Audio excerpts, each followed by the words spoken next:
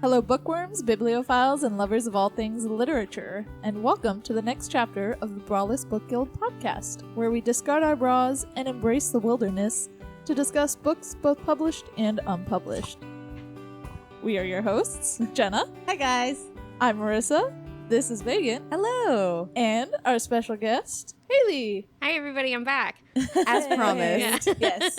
As promised. Also, we just can't Do you know what that means, Oh, wow. listeners? Yeah. We kind of hinted towards it before. But yes, we brought Haylee back because this is a very special episode. But before we get into what we are going to talk about today, let's talk about what we're drinking. And I'm going to start with Megan.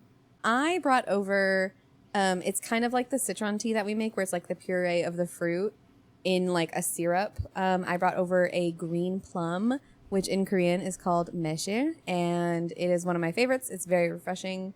And so I brought that over, and Haylee and I are drinking that.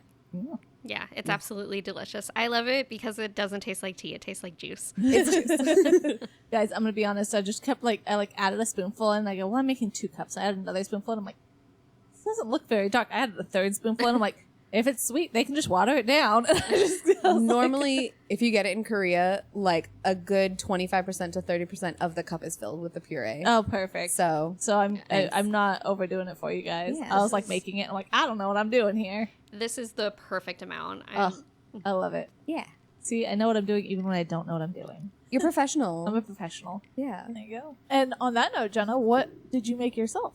So Marissa and I went to the Tea and Spice Exchange, and I got the Strawberry Clouds white tea. So Can I try a yes, sip? of course. So it's a white tea with strawberry, rose hips, and highlighted with rose and vanilla. So it's actually really good. It smelled like amazing. I'll maybe smell it if you'd like, because I don't think you'd enjoy the taste as much, but you can Yeah, smell the probably tea. not. But it smells like candy. It tastes like candy almost. Yeah, in tea form. I love it's that. Oh my really gosh. refreshing and really delicious. I'll probably end up buying at least 4 ounces of it. I only got an ounce for now. Let's try it. I also love how you guys were like, oh, we went to the Tea and Spice Exchange. And I said, in San Francisco. And you're like, yeah. And I said, on Pier 39. And you're like, yes.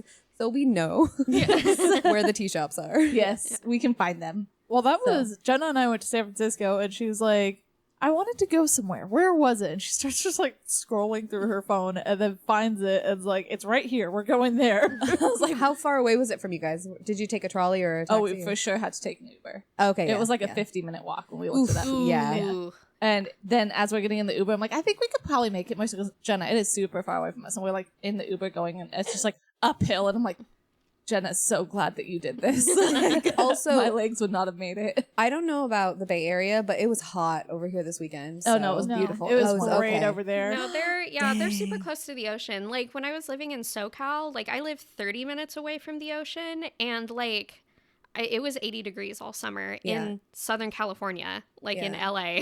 Yeah. When we go camping, though, the lake is like 30 minutes away from the ocean. Maybe like 40 minutes away from the ocean, but it still gets 115. Oh, So it's Yeah. not close enough. oh no. Yeah. No, the high was like 70 over there, and that was on the East Bay. When you went like into San Francisco, it was like 60 something. Yeah. That sounds amazing. Yeah, we compared went to in. our 102. We went in and I'm like low key freezing out here, and everyone at home is like sweltering. Yeah. But yeah, we've gone in before. When we went to Pride like 7 years ago, it was super hot, and it was like randomly super hot, and I was like dying. So we went this year, and I was like, I'm gonna be prepared for anything. So I like threw a ton of clothes of different warmth levels in there, Yeah. and still probably could have done warmer. Yeah. Pride in Korea was always because it's so humid and just Yeah. miserably hot. I wanted to be there, but I hated it Yeah. the whole time. Yeah. Yeah. What are you On a drinking, Marissa? tangent. Yeah, I did. Every time we talk about Jenna's tea, we completely forget about me. I need to That's just why you should start with end me. on Start with me. me. Yeah, end on Jenna every time we talk about tea.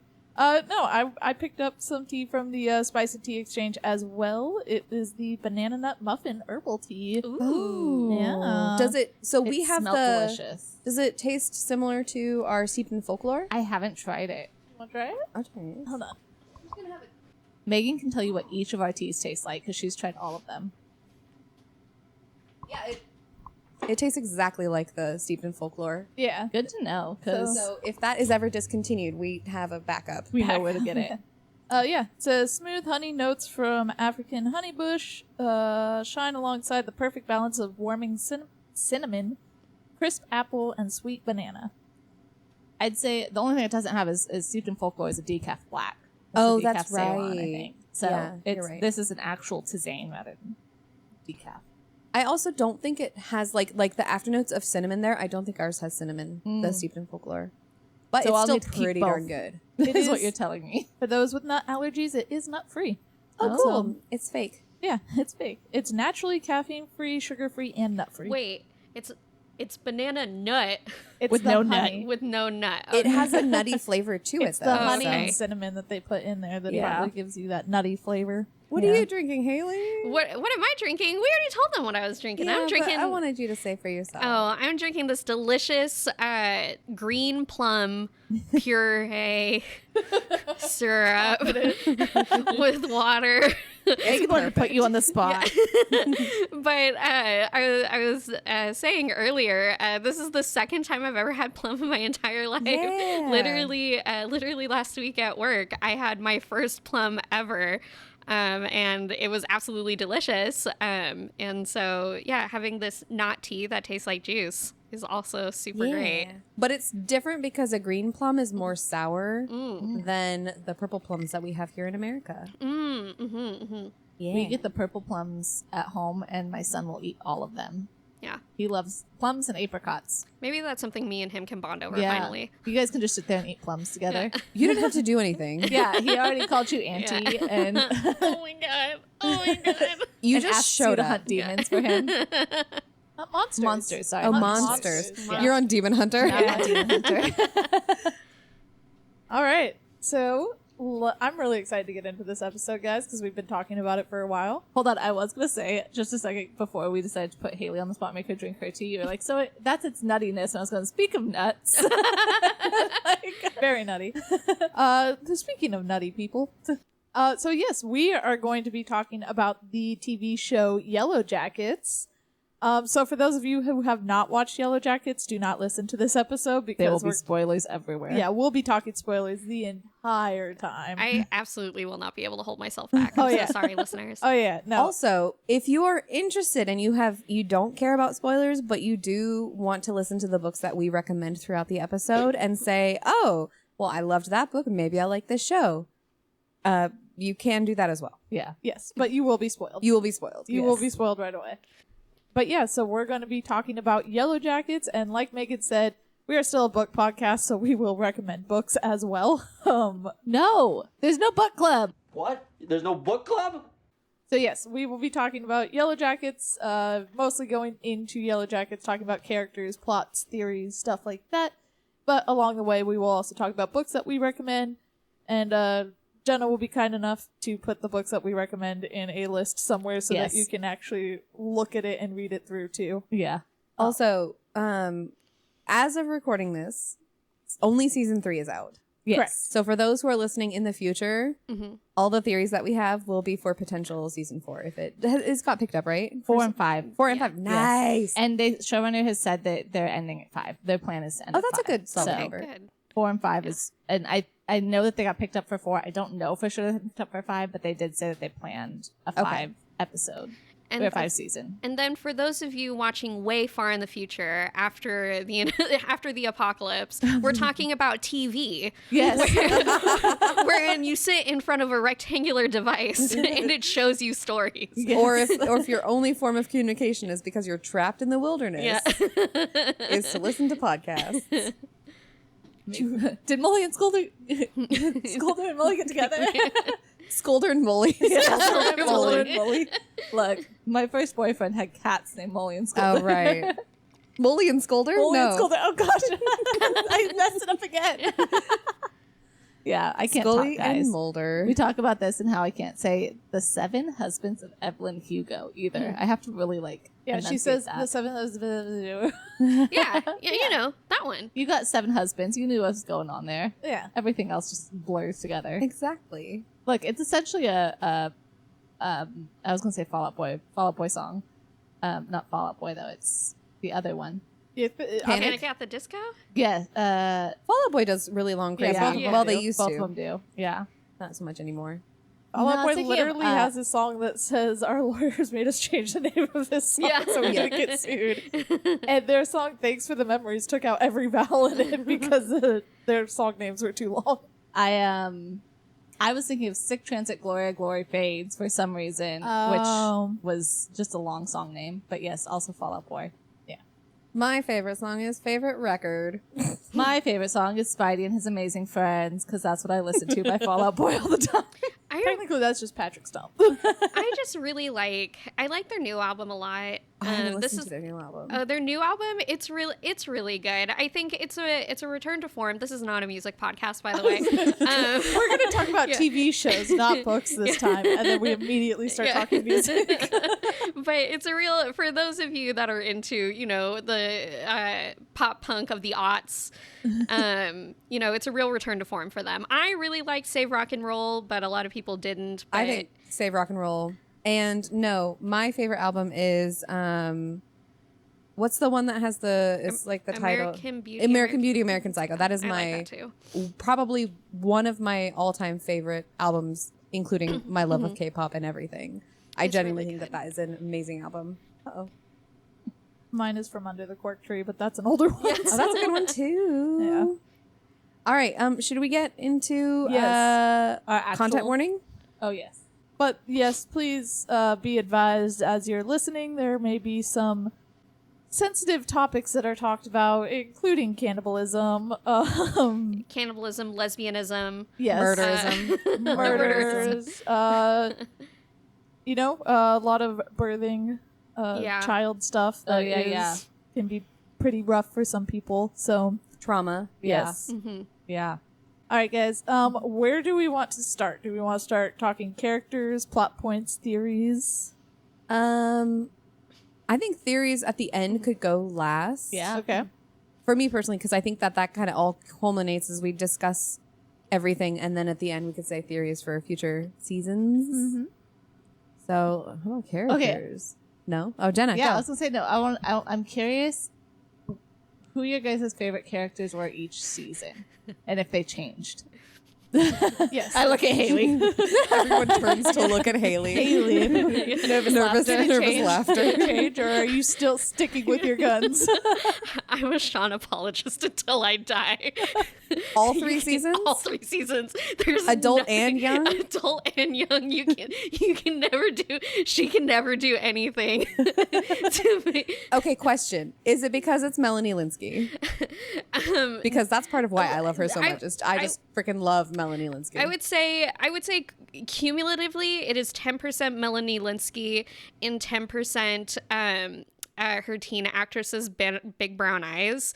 Like 20% of that. The literally soulless shark eyes. No. See, her eyes are literally soulless and shark-like. no. Talking about her contacts because Sophie Nélisse does not have those, but I don't know. Like, I think brown eyes really suit her. I think she looks up with those big brown eyes, and I think that's the reason why people are able to tolerate her is because she has the brown eyes of lesbian weakness. Like, no one can resist them. Yeah. But except, I don't know, everybody that's not me. Except for at the end of season 3 when everyone went, ooh. not even the end, throughout season. That's The right. entirety of season 3, literally after episode 3 is when you're just like, wait, That's fair. stop, what are you doing? Even episode 1 of season 3, because she starts getting kind of crazy and everyone's acting like everything's normal, but we're all, she's that journaling. part's fine. I Yeah. think that part's fine. Her But that's what journaling you and being see. like, everybody's crazy and these terrible things are happening. My best friend's dead. My baby's dead. All of that stuff. It's like, yeah, that is completely understandable. It's when she starts turning everybody against each other and then it takes control that I'm like, stop. So I do maybe I am aware that I excuse Shauna from a lot of her actions because I'm y'all made your friend that lost her baby into the person killer. Right. Like, right into the person butcher. Like, did you ever expect that person to be okay after that? Like, I feel like, and especially they made that job hers specifically. Yeah. Like, Right. they didn't even think. Chose to do that with the animals, though. Yeah. There's a difference. Well, I know, but that's Yeah. where she stepped up to do it with the animals, so now she is the butcher. I will say though, that scene, because we just watched that with my friend Maya just earlier today with Javi, Yeah. and her like slowly pulling down her beanie to cover her eyes was so aesthetic. Like it was pure Yeah. cinema right there. Not pure, but I guess, like, yes, she stepped up to do the animals, but Javi is not an animal, No. right? Yeah. And nobody, like, checked on her or went to support her. Well, or, okay. I was like, hey, maybe Hey, we should. I I mean, you good everybody was after- going through trauma too, Sure, so. but, like, no one was like, are you okay after slaughtering the child of our group? Also, right. Especially after having a baby that also died. we just went through these episodes where everyone, like Marnie, is like visualizing blood drip. Mari? Mari. Murray, Oh, yeah. dang it. I don't know. It's Marissa without the "sa." Marissa told me that, so I can't forget it now. So she like visualized blood dripping down the walls, and then there was, I don't remember what her name was, but she had the mouse that was petrified Yep. Oh, that yeah, she yeah. thought was alive. Yep. Yeah. And then of course Ty just had her whole thing going Yeah. on, and then not to mention Lottie's whole thing. So it's just like not every. I mean, how many months were they? What, 5? At least 5 months that they were stuck in that cabin together without food. I think they were all just kind of trying to survive themselves. So I do understand them not checking in on her and also being like, I don't want to deal with that. So I'm not going to bring it up because Right. I don't want to deal with that. Nobody checks in on anybody, though. Yeah. Exactly, I mean, that's the whole Lottie's point. the only one that checks in on Yeah. people. They're like, stop it, Lottie. Yeah. She's like, here, do more drugs. Well, she'll be the one like, here, I want to help you, but I'm doing it in my crazy way that doesn't make sense to you guys. I And- will say I do agree with that because Lottie is the person that like kind of allows herself to be an emotional scapegoat for everybody because that what you were saying just reminded me like when Shauna was like first feeling that rage after all that loss, Lottie was like, "Do you want to beat the shit out of me?" yeah. Yeah. like and just let Shauna go to town. And almost died Yeah. herself, but Right.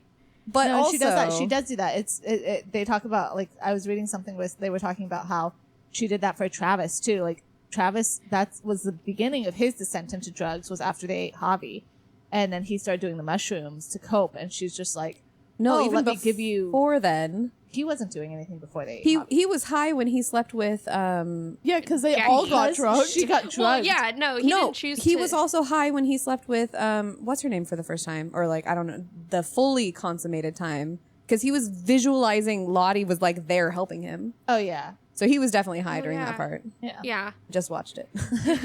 But yeah, it was. But yeah, he kind of like started descending into the drugs, and she was like giving him drugs to help him cope with it. Which, if you think about it, that's what her family did to her. They drugged her into dealing with her Yeah. psychosis. So to her, does think she's helping. Here, take some drugs. Is that the same thing though? Well, so Because she antipsychotics are so her different family did it than- in a way, and she makes that comment when they are about to like rescue her, and she's like, "I won't be myself again if I go home." Like Also- and so Also, would a teenager be able to? differentiate. Would a teenager be able to tell the difference? right. Right? Obviously not. Yeah. Yeah, definitely. Well, especially a like with non-medicated teenager. Yeah. a non-medicated With teenager schizophrenia or and something of the with sort. with a family that like doesn't talk to her, they talk about her like in the so like nobody ever probably explained to her like beyond like super scary terms why she was being medicated, Right. Yeah. right? Well, and something that's interesting I noticed upon rewatching it is if you guys notice, I think she kind of has a like suicidal tendency in the fact that she let Shauna beat her up and she immediately was like, "Don't waste my body. Like, Yeah. I want you guys Yeah. to use me."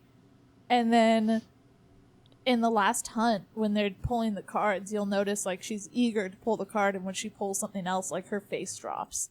Yeah. Oh. that she's not the one that's being hunted or sacrificed. And she stands right over the pit Mm-hmm. when Travis leads her to like kill her in the pit when he was originally the one that covered it up, and she like I was saying this thing that was like she essentially was kind of like, if the wilderness wants it, you know, take me. But I don't think that she ever wanted to come out of the wilderness alive. No. Yeah.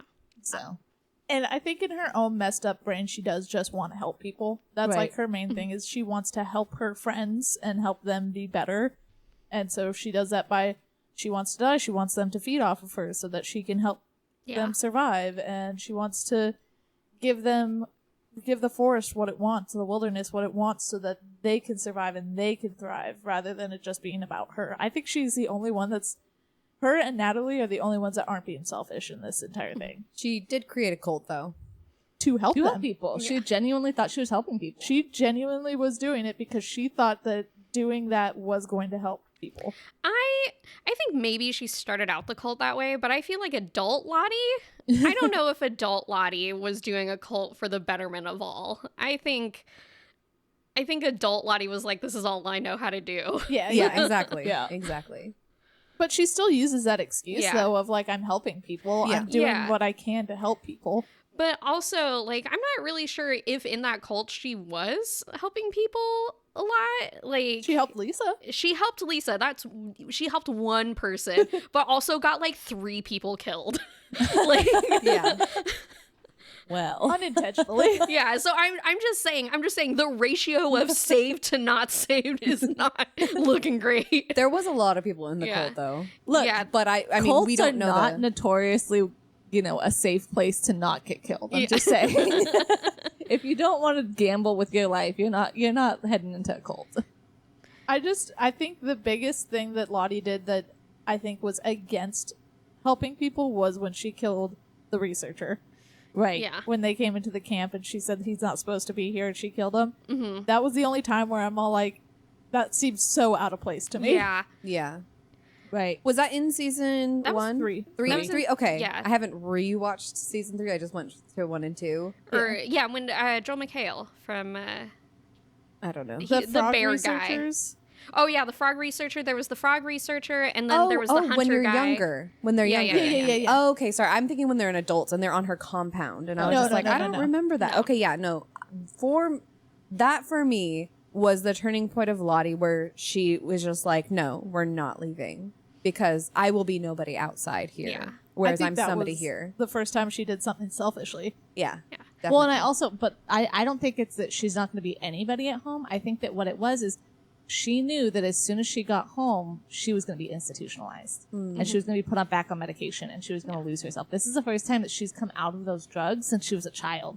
So like, and not only is she coming out of these drugs, but they're looking to her for answers because of her psychosis. Yeah. And so it's like, you're accepted outside of the drugs. You're able to be who you are, and then you know that you're going to go home, and your family's just going to put you back in a drug medication. And the first thing that they did was electroshock therapy. Yeah, they Right? did. Right. Well, she didn't. Not the first thing. She Probably. didn't talk for like 2 months. Well, yeah, but that's the thing is like they took her. They Yeah. were trying to get her medicated. Nothing's helping, so they Right. put her through electroshock therapy. But what is she going to say? What are you going to say for 2 months to your family that is probably asking you what happened out there? Right. And everything that you've ever said to them, when you warn them, you scream not to get run over by and hit by a car, they're like, we must medicate her, instead of, wow, our daughter might have precognitive powers. I would literally be like, the chosen one. Yeah, this is why I can't have kids, because I would not know how to handle that even a little bit. And I'm like, dude, on the one hand, like, if there's something going on mentally, like, it's my job as your parent to like help you with that as gently as possible, but also like I don't want to feed into that either and Right. like support, what could possibly be like schizophrenic tendencies, right? Like, so I don't know. Yeah. I don't know. That's a real tough situation. Not to excuse her parents, though. Yeah. No. It is a tough did, situation yeah. for any of them, yeah. they did have a good moment there with her dad, with Shauna, when he thought he was talking to Lottie, but he was Oh, talking yeah. to Shauna, and he was like, I just didn't know what to do to help you. Yeah. And I thought that was a really good insight into it, where he wasn't completely neglectful on purpose. It was like, I wanted to help you and I didn't know what to do, so I couldn't do anything. Yeah. Let's talk about Nat. Nat? Nat's favorite my character. favorite character. Best character. Definitely my favorite teenager. Yeah, I did young, not like her as young an Nat. adult. I didn't like her as an adult. I That's understood just her. because I didn't like Juliette Lewis. I mean, like, also people that can be, like, in the throes of drug addiction can be pretty unlikable. Yeah. So, but I will say, of all of them, I do think Nat's reaction to as an adult is the most real. Yeah. I think her suppressing her trauma and going to drugs with Travis and like having all of these issues is what you would expect to happen to people who have gone through this. Whereas sometimes it feels like, what was it, Shauna's character? Yeah. She was just like, no, I'm just going to erase it. It didn't happen. It's done. I'm going to go back to my old life. I think also, like, if you, like, look at cues from where they were before the wilderness, like, that makes a lot of sense, right? Because Nat was living in poverty and also had shot her dad. Is that what happened? The burnout. She was the burnout of the group too, but she didn't shoot her dad. Her dad shot himself. Yeah, her dad after she stumbled, threatened yeah. to shoot him. She tried to shoot him. She tried to shoot him, but couldn't. The safety was on. I remember. Thank you. But then she saw her dad die. Yeah. And, you know, like, I feel like even before the wilderness, her life was not necessarily set up, but in the way that poverty does set you up for failure later in life, right? Mm-hmm. Like, yeah. Well, and she talks about it too in the first episode. Like, adult Nat talks about it in the first episode with the support group that she's in, where she was like, back in the wilderness, I had a purpose. Yeah. Because she did. She was their hunter, and then she was their savior at the end. And their queen for a little while. Like, she had a purpose, and she had, like, a goal to reach that she could get to. So getting out of that, you kind of realize, like, what's the point of anything anymore at the end of that. For sure. So. Right. I think what's interesting is that Nat, I think, constantly represents, like, still being in touch with their humanity, whereas all of the others, like, fully kind of go into the wilderness and let their, like, they're just survivalist, like, wild side out, whereas Nat still tries to keep in touch with her humanity, which is ultimately her downfall because she is traumatized by this and she can't just let it go.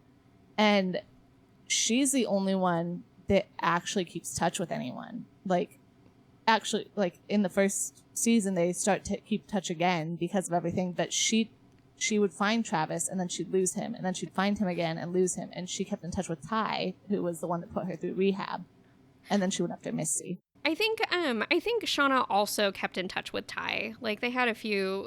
Yeah, because they met in the coffee shop only because the reporter lady was talking to them both. But she did that. When she did that, she called her through a burner phone, and Ty goes, "What are you doing calling me?" Yeah. So obviously they weren't keeping in touch very often. It was more like, you know, we're when living we our have own to. lives now. Don't interact, kind of thing. So, and then Misty's out here just keeping tabs on everybody. Yeah. Well, Misty never had humanity. No. And that's why she's my favorite adult. Only one time did she, at the very end, she helped Nat get the cable to go up. That's the only time that I feel. She did take care of Lottie as well, because nobody else wanted to take care of Lottie. Yeah. After she got beat up by Shauna. But she did that. She did everything that she did. She was like, she took care of Coach Ben and she kept him alive. And she that was for her own for her own purposes. It's because then when she knew what to do when the plane crashed, it was the first time she was important and useful. So it's like she became the caregiver, which is why she kind of became a nurse later in her life, because like that was the only time she was recognized. I see her though as it's control. Totally. It's 100% control. But that's what I mean. Like, even when she took care of Lottie, it was because she had this control of like, I'm the caregiver. I can do these things, and I'm the reason that we're going to survive. And you're all going to turn to me because I know how to take care of you. Which, like, she was the one that they went to for giving birth to Shauna's baby. she was the one that they went to for like everything. I did like the moment where she did freak out when Shauna was giving birth, and we did see that moment of her not knowing everything, Right. and freaking out, but then ultimately coming back and being like, "Okay, it's got to happen." Right. But I loved that. I feel like I think Misty's want for control, like I would actually flip your opinion. Right. I think Misty has a deep need for recognition in a positive manner, and she finds that in situations where she is in control, she can find that recognition and like specifically positive recognition in other people. Like, well, one of the first scenes that we see, well, not first, the last scene we see of her before she gets on the plane, she's watching a rat drown in her pool. Yeah. So it's like she wants that control over life and death. And I even saw things that were like, Nat always like knew that Misty was going to be like the cause of her death and her angel of death, because she saw her when she was tripping balls before they went on the plane too. And then obviously Misty killed her. Later, much later. I think a big thing with Misty is she's always just wants to be a part of something. Yeah. Right. And she doesn't understand social cues enough to know how to be a part of something. So she finds like, oh, I fit in this way. So I fit in this way by helping them out. And I can be the, Girl Scout of the group helping people out during the plane crash. And then I can help take care of Coach Ben, and I can help take care of Lottie. And now I can help, fix this phone so that we can get out of here. Like, she has to find a way to fit in, and it's not necessarily by being herself, it's just finding a way to, like, how can I be useful? Yeah, the most toxic version of that. Exactly. Right. That's why if it was a positive, like, I want to help, that's cool, but it's more of like I don't know what's going on, so I'm just gonna do something. Yeah, I'm just going to do something so eventually you guys smile at me. Yeah. I need your attention. I need your love. Yeah. that's why she's not necessarily my favorite character, but I think the most interesting character is because she has all of these like quirks that you're just like, oh, she's so annoying, but also she knows a lot and she is so incredibly helpful. But then also as an adult, she's still that same person that she was when she was a kid. I think I enjoy her as an adult, and I don't enjoy her as a teenager. Oh, to me, they're exactly the same. No. I see no difference to me. Oh, they're very similar. I just think that as an adult, she's kind of come into her own, whereas she like knows that this is who she is. Whereas a teenager, she's like, please pay attention to me. Please pay attention to me. Especially in this last season specifically. Like, I feel like in this last season, she's really realized that she's like, I keep doing all of this stuff for these people that's actually invaluable since we've been adults. Like, they're like, the only reason why they didn't get arrested was because of Misty. Well, like, one of the only reasons. Sort of Elijah Wood. Well, but if She wouldn't Misty, have had Elijah Wood. They her would've never relationship helped with Elijah Wood totally saved them, and like a lot of things that Misty does for them as an adult is super invaluable. And she's like, I've done all of this for you, and you guys are so self-absorbed in your own like bullshit. I'm gonna go do my own thing, I guess, right? And I was like, you know what? Well, like, Misty, you're crazy, and you've done some irredeemable stuff, but like, good for her. Yeah, Good for her. totally. Recognizing her value? Yeah. Yeah, for me, teen Natalie is my favorite, but adult Misty was my favorite as far as the adults and versus the teens go. I think I also just have such a soft spot for Christina Ricci, who plays Misty. I'd say absolutely. Christina Ricci is 20% of the reason why I like Misty too. Yeah. Also, her and Elijah Wood were in a movie together when they were kids. Oh, yeah, so yeah, this yeah, is a reunion of sorts.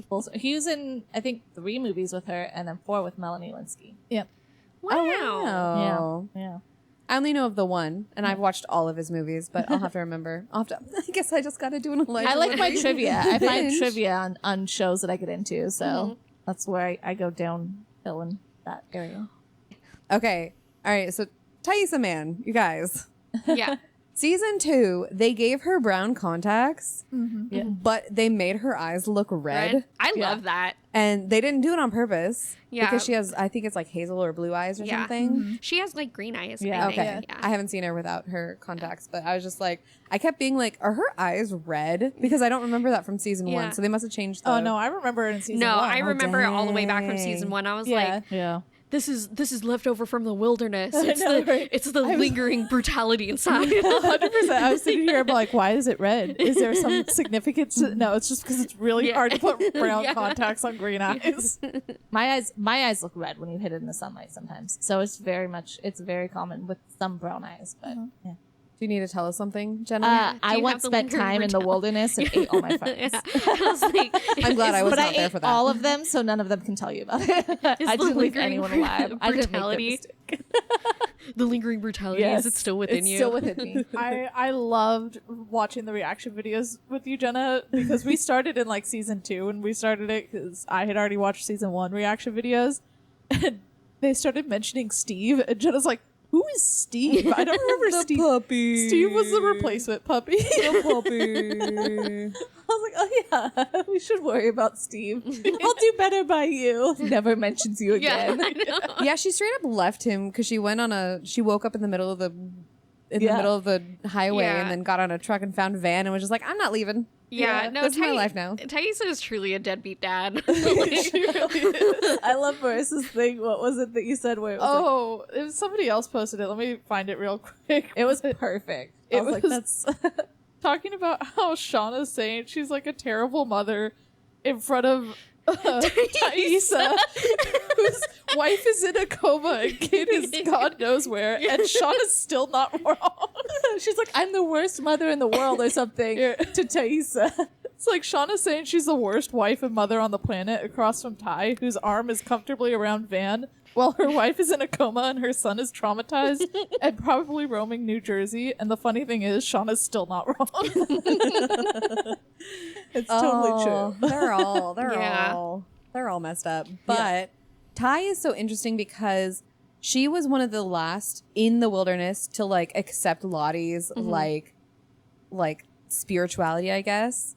And like she really pushed against it and was like upset that Van like went out. And they're just like, oh, we're just trying to calm down and keep things cool. And I was like, no. it's not Shauna working. actually held out longer than Ty though. That's true. Because Ty Shauna was never believed in the Yeah. Yeah, Shauna got wilderness. angry. Yeah. Shauna used the wilderness as Totally. an excuse, but I don't think she ever believed in it. I don't think she ever did either. I think she was like, you know what? Like, all right, if we're going to go deep, dark into the worst abyss of us all, let's do it. Yeah. Like, yeah, it's totally the wilderness. No, I think she was kind of right where when in the end of season 2 where she's like, the wilderness is just us, you guys. Like Yeah. it is Yeah. us tapping into whatever darkness is in us and then later using the wilderness as an excuse to like explain away the things that you found out you are now able to do. Right. Right?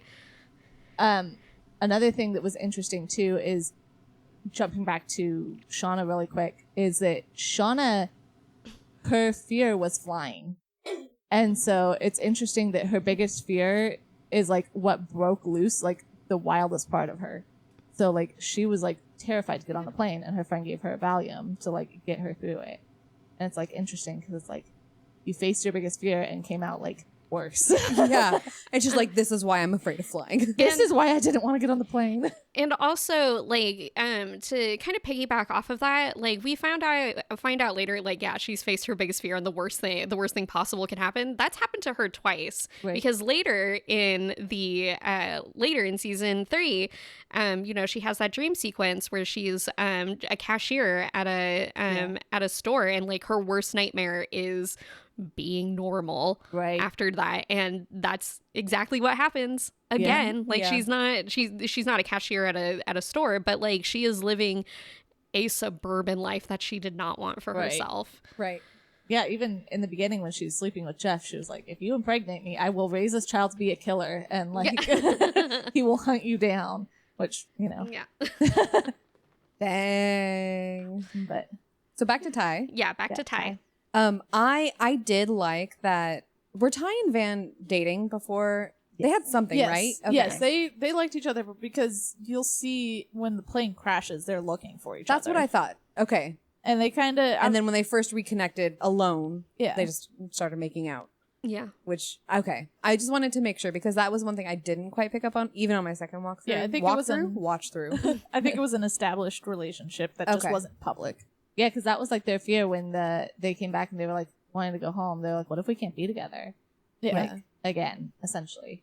As much as I ship them together, I do think it was pretty horrible to be like, oh, I found you again. Looks like we're together. My wife's in a coma.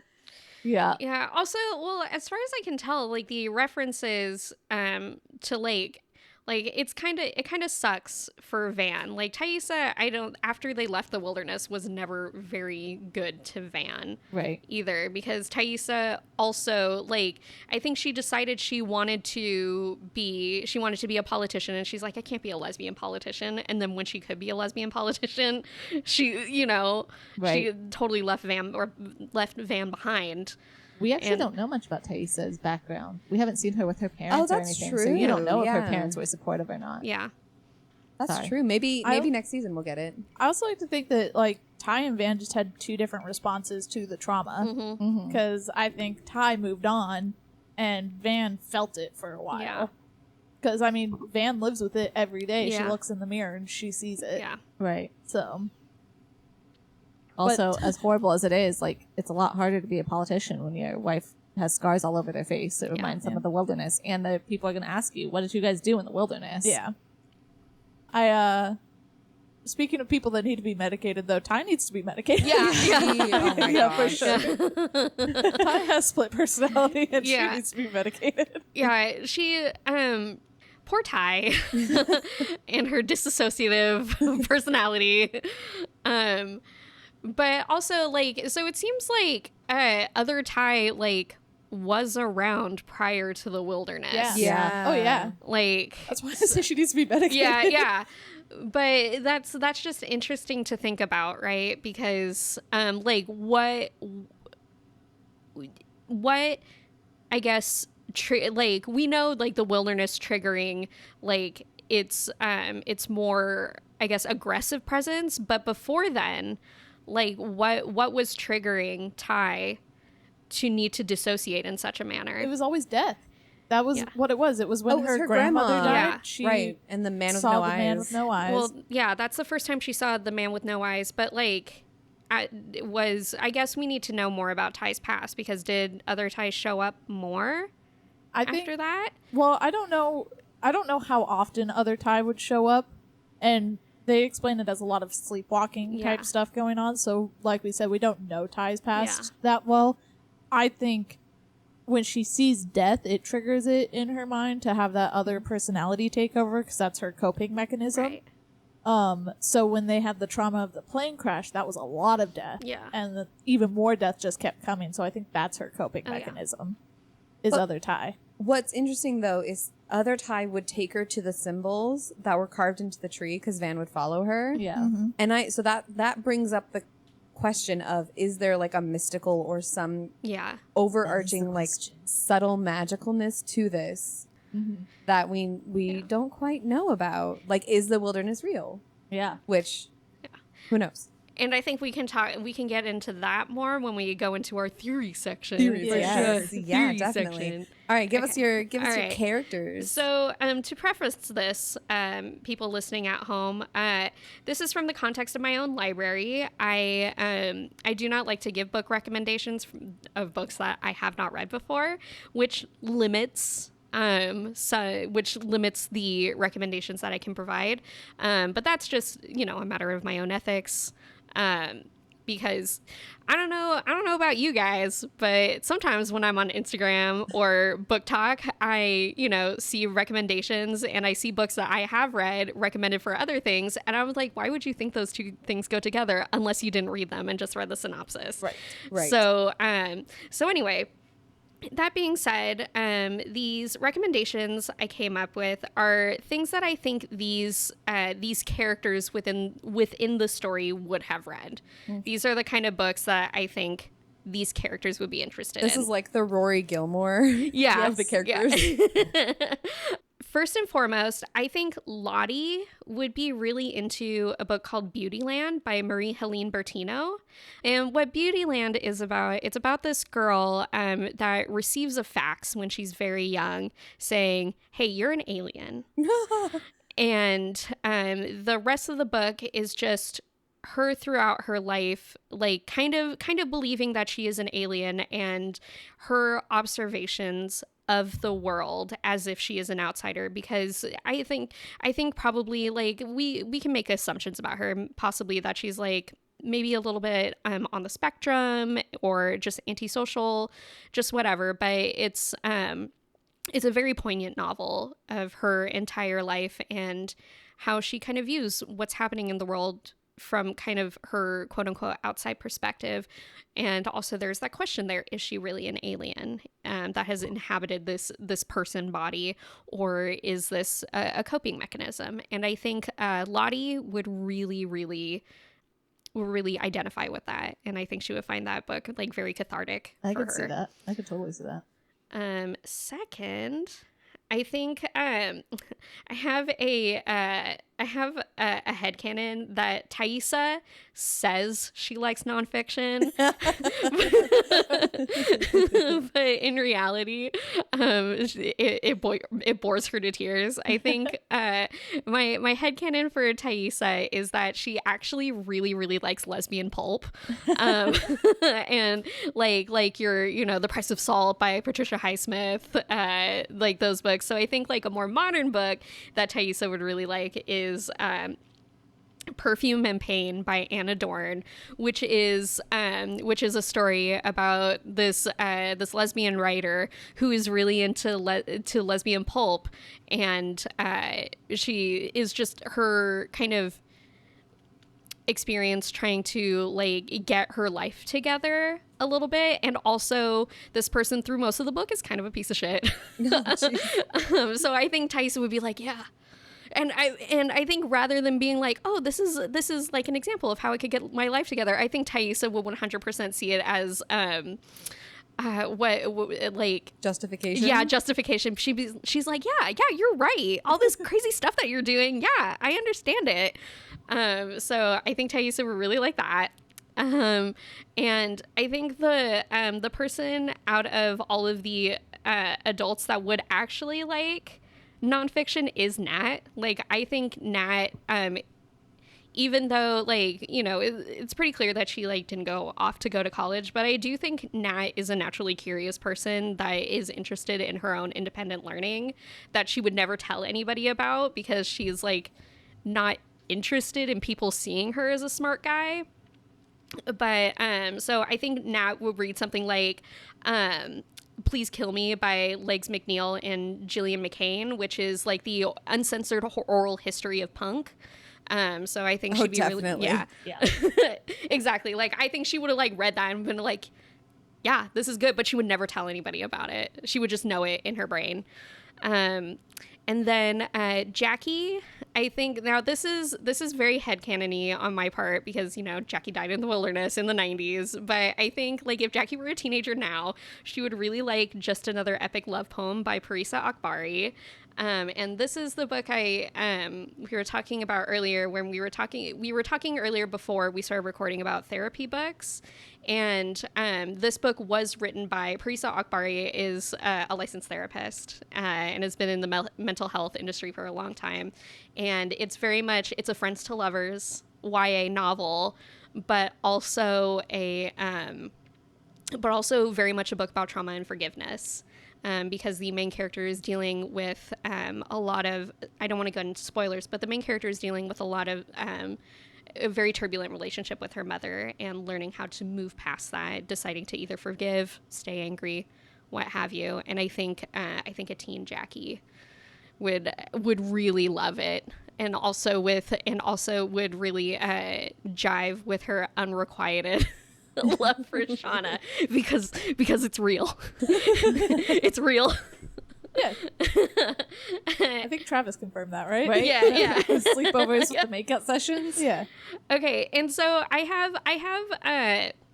have a recommendation for Shauna herself, but I also have a dual recommendation for both Shauna and Misty, which is Horror Movie by Paul Tremblay. And I think So the reason why I recommend horror movie, or why I think Misty would like horror movie by Paul Tremblay, is the same reason as we were talking about Misty watching the rat drown.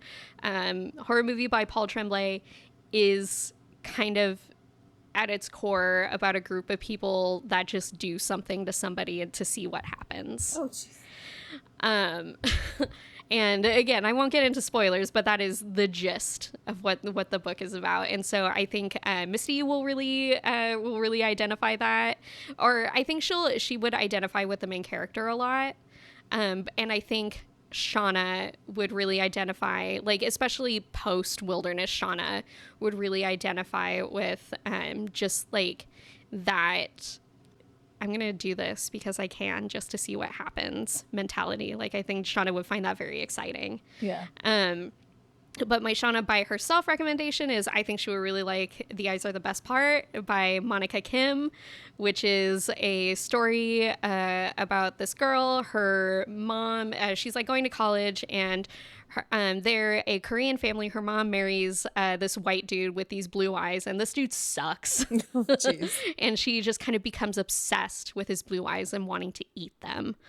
And I think Shauna would kind of identify with that, like, obsession. I think just that, like, descent into madness, and be very much like, yeah, she's justified in everything she does in this book.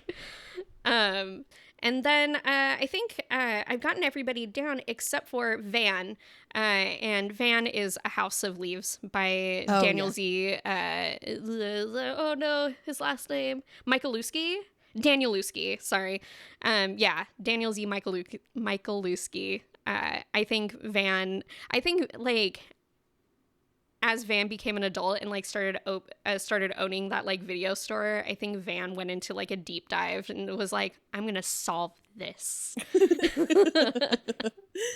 So yeah, those are great. Yeah, thank you. I love it. Yeah, thanks for those recommendations. Yes. I love that. I love the idea of the, like, okay, each of these characters would like this book based off of these things that I know about them. Yeah. Nat, I would totally see as like doing those anonymous books with the like drugs and the, crank and Go Ask Alice and stuff too. I could see her doing that. That was If she's probably into also required reading nonfiction back in high school for them. Oh yeah, no, I don't think that it was. I didn't. That wasn't required reading for us by any means. It was for me. It wasn't required reading for me. It was, my mom really wanted me to read it. Right. Because she wanted me to be afraid of drugs. But It wasn't required reading. We just put it on performance in drama. Yeah, I was gonna say I don't think it was. That's how I required reading remember 'cause it. It would have been I associated it with high school because classes. Fun fact about Go Ask Alice, that story was completely made up. it was That book is 100% fear mongering Totally. about the dangers of drugs. Sorry guys.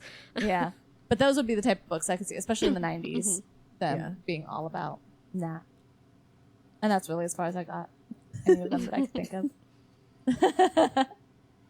We did forget to talk about one character, guys. Coach Ben. It was, well, I guess two characters. Jackie. Because, okay, we forgot a lot of characters, guys. Can I say my character, please? Yes.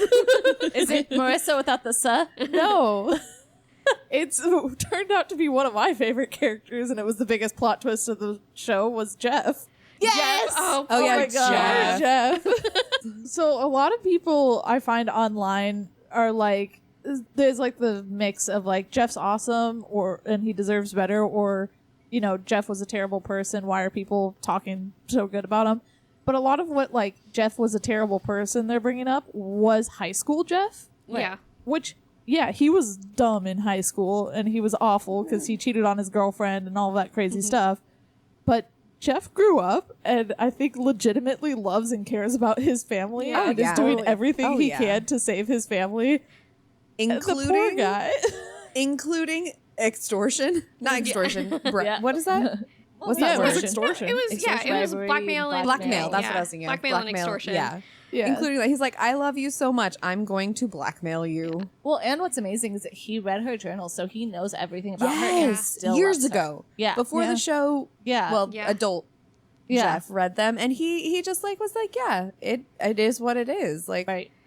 And there was always the assumption that, like, from Shauna's point of view that he might still love Jackie.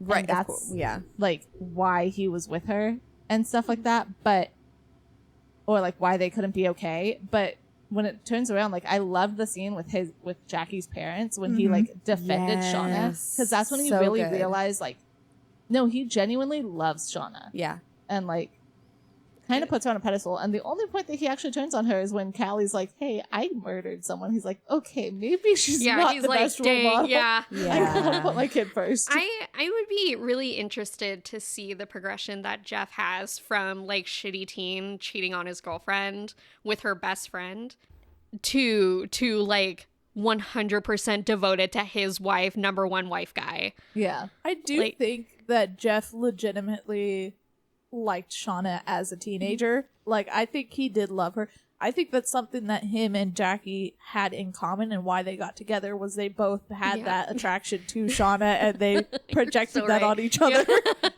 But he was with Jackie to be with Shauna, and Shauna, I think, was with him to be with Jackie. Yeah. Well, you get that flashback too of like when Jackie and Shauna are like setting Jackie up with Jeff, and like, okay, you'll just tell him that, you know, so and so heard that he liked me, but don't tell him I like him unless he says that he likes me. And it's like all this stuff. And so you get this like much younger version. And a lot of times I think that when people get into relationships like that, like especially as a teenager, it's not like you could be like, all right, I'm breaking up with you and dating your best friend, because your best friend's not going to date him. Yeah. And so it's like, in his own way, I think that him being with Jackie was actually just a replacement for Shauna sometimes. Yeah. And Shauna, I think, being with him was obviously her jealousy of Jackie. And like she didn't know how to separate her love for Jackie with her wanting to be Jackie. So You hear that, fic writers? Toxic polyamory fic right now.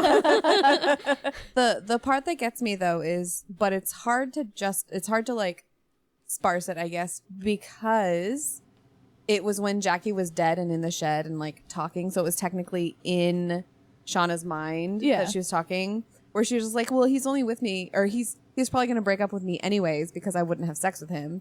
And I'm just like, okay, so like Shauna is saying, well, they're not gonna be together anyway, so this justifies what I did and for me to be pregnant because, well, it doesn't matter. But then also, would that have been something that Jackie would have said?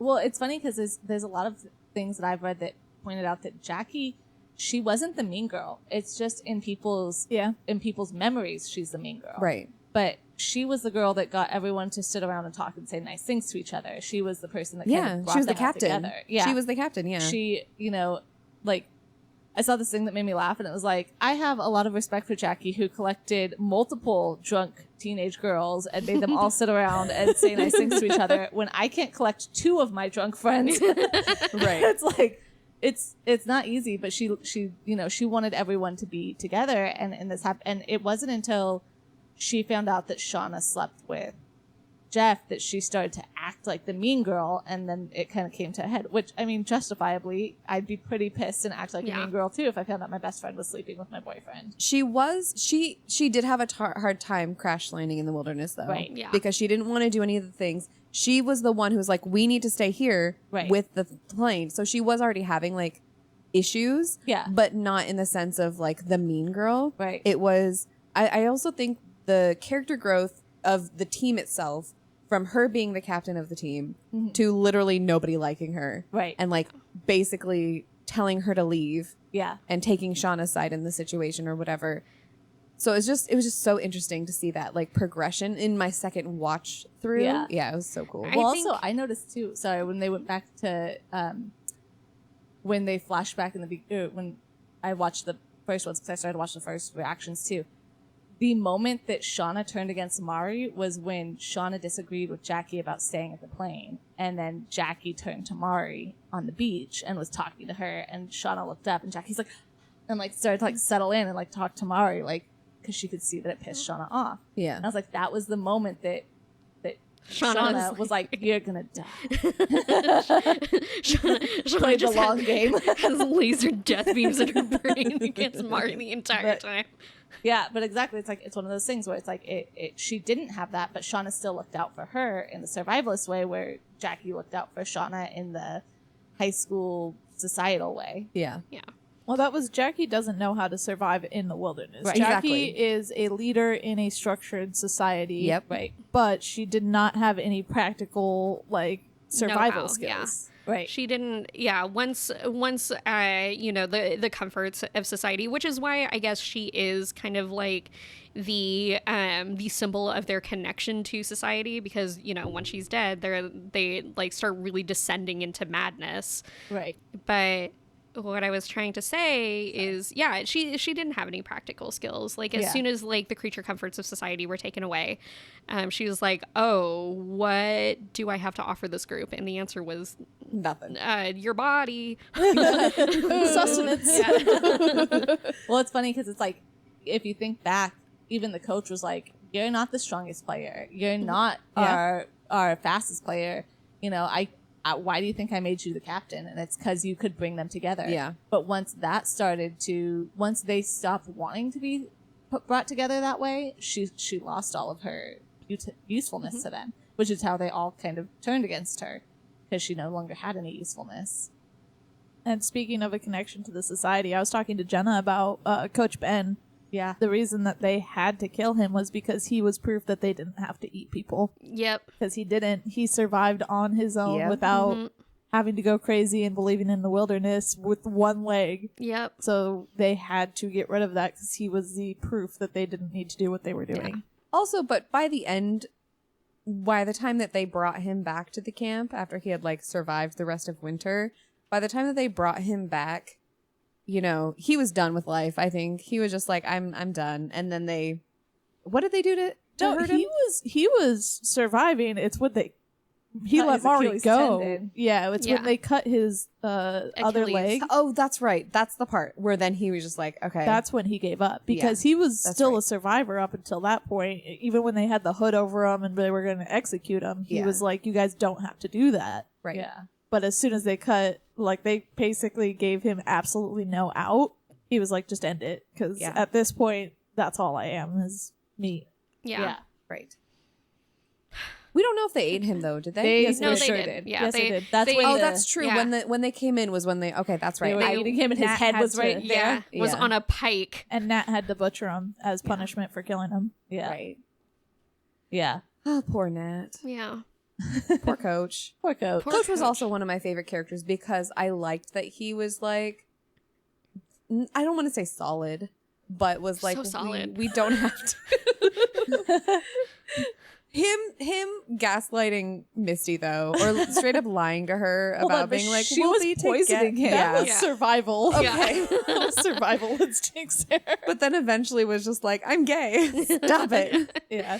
I do like one of my favorite memes is Coach Ben being the patron saint of man fuck these kids. Yeah. Oh my god. But okay, I was convinced throughout all of season 3 up until his death that he was going to be crucified. Oh, jeez. Because one of like the flashes in the and I think it's because my brain melded together like two flashes that were in the opening where it shows the funeral that they go to in season 3, and then it immediately shows Coach Ben, and I think my brain like blended them together to make it seem like Coach Ben was like on the cross and like hanging down. You know, I guess I'm glad they didn't decide to crucify him. That seems to Well, they did put him as the bridge too in that Yeah. hallucination, Yeah, and that's very true. the way that he was. Was kind of crucified. Season 3 was a mind trip. yeah, Yeah. truly. Oh yeah. Literally at some points. Literally. I liked going back and watching, like catching the little things that I wouldn't have thought of later. I was watching the part where Misty and Nat are working to find out what happened to Travis, and Yeah. they go to meet the guy, and Natalie like throws the alcohol in the guy's crotch and goes, "I might light it on fire." And I was like, "Oh, that's where Misty got it when she was drunk with her. I'm gonna light your crotch on fire." All drunk with her jacket. I was like, that's the only thing she remembered her doing that was tough at the moment. I loved it. Just those little moments. I Yeah. love it. So I guess let's go into some like plots and theories and stuff like that. I think still one of the biggest mysteries is the symbol that's on the trees. What do you guys think that symbol is? Oh, I have a theory. I think it's just a marker for, hey, those frogs were here. And I think that the circle like means something and the lines mean like something. They're like they come every 7 years or something. So that's just what I think. It's just a marker that talks about the frogs for the people who, the scientists who come and research them. I've heard two theories. One of which is that it's a map of the cave system that they live over. Oh, cool. And the second theory I've heard is that it's kind of like not impressionist. I don't know enough about art to call it anything impressionist, but like it's kind of like a weird like roundabout interpretation of soccer formations. Like if you compare it to like how a team is supposed to operate in soccer, like there's one person at each of the points. Okay. Having played soccer I don't know like anything about soccer. tons of years, maybe. Yeah, But I also didn't do it professionally, so maybe there is something in that in like a professional sense. Mine was always recreational, so Yeah. I don't know. Yeah, it's just something I saw on Tumblr. Hashtag shout out Tumblr. Well, Tumblr. Yeah. Well, okay, it's right. It's obviously it's on the internet. That's the correct one.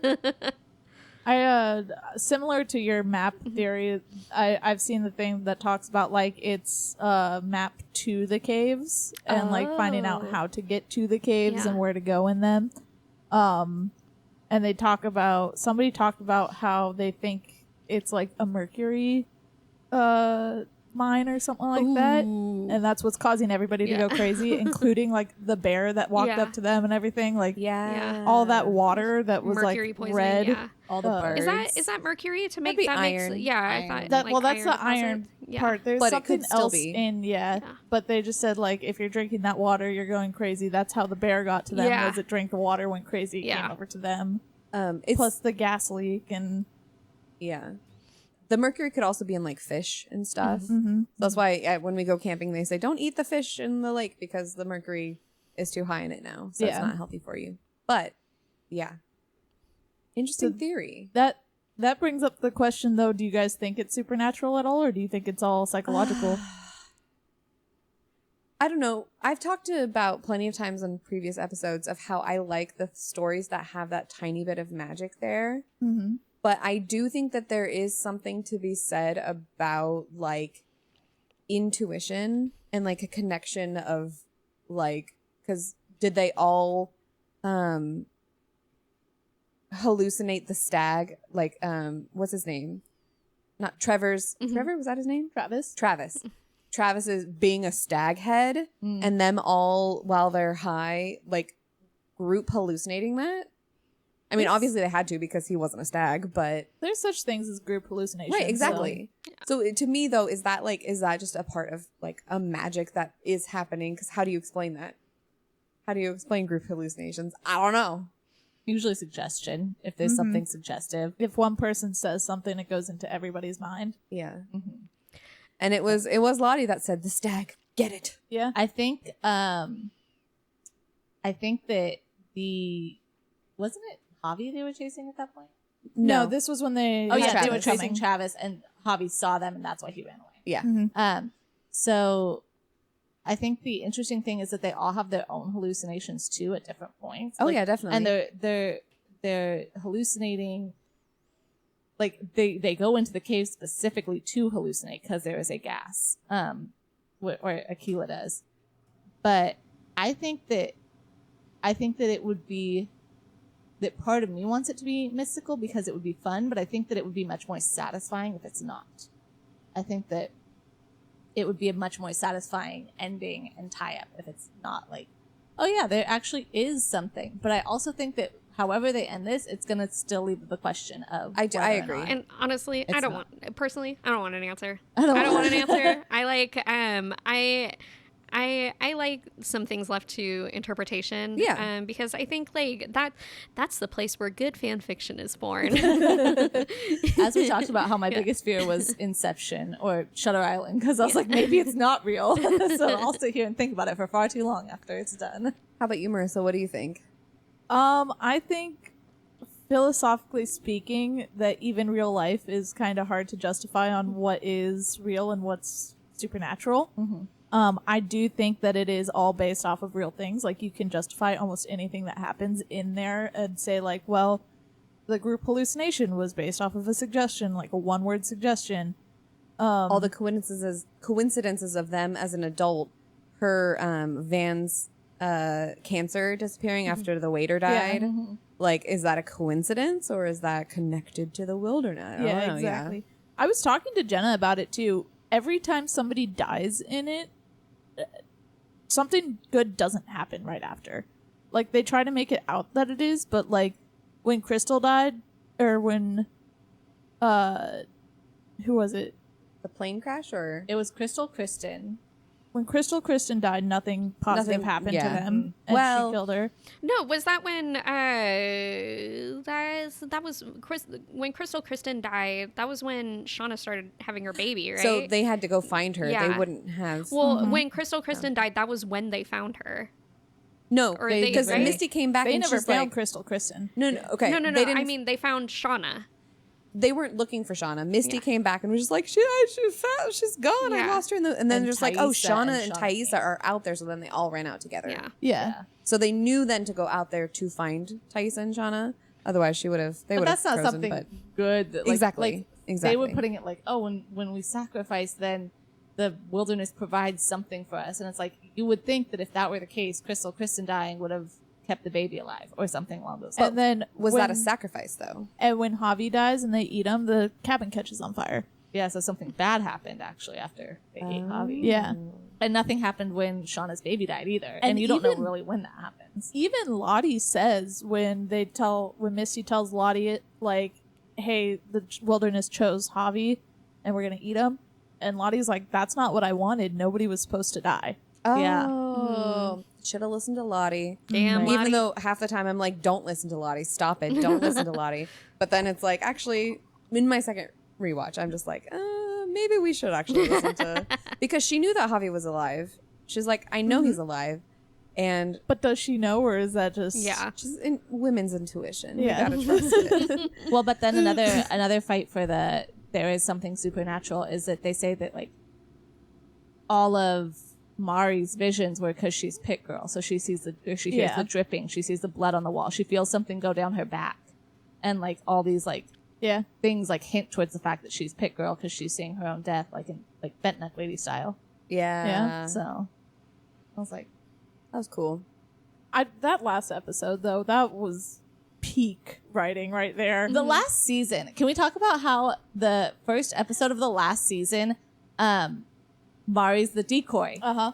And they're hunting down trying to play this game, and Mari's the decoy. She passes it off to Misty, and Misty and Mari are the decoys to get Natalie up to the top so that Natalie can call. Yeah. It's all Technically- the whole thing was supposed to be a distraction for Shauna. Technically, Mari's decoy was with Akilah and Jen and Melissa, and they Right. were trying to kill Shauna.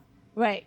But yeah, they're all the distraction too though. And it was Yeah. like that Literally, Shauna and maybe Ty were the only ones that were actually hunting Mari. Yeah. Everybody else had a different plan. yeah. You guys, what if the past timeline is the present timeline and the future timeline is a dream? You mean like Lost? It's just lost. Yeah, it's just lot, and that's the true. They're end. dead all the time this whole time. They've actually been on the island the whole time. That's been a theory since season 1 that people Really? talk about, of like, what if the adult timeline actually isn't real, and Yeah. it's just them Boy. trying to imagine Yeah. their future.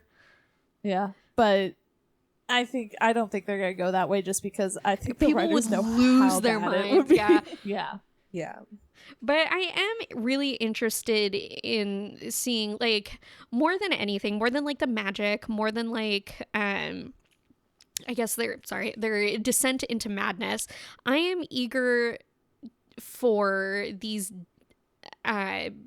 between death scenes to like come home to roost, like whatever they're building up with, you know, the scene with Van on the plane right as she is dying, the scene with Lottie, like I want to know, because young Van in the plane was like, it's not over. And I want to know where they're going with that thread, and I hope they don't drop it in later seasons, because I do feel like we're getting to that point with the writers.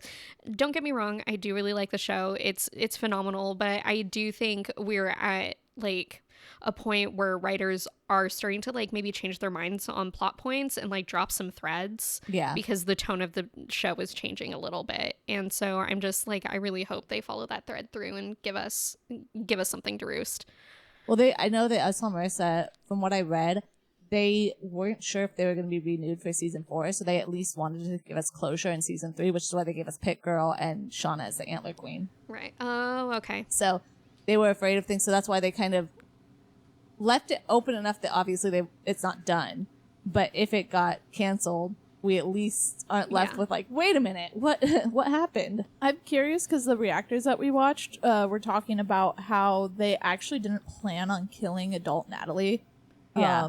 And the actual like, because they Lewis had to write her off, they had to change so many things for season 3. What could have been. What could have been. Yeah, I'm really sad because I wanted to see adult Natalie get like, find her peace, I guess.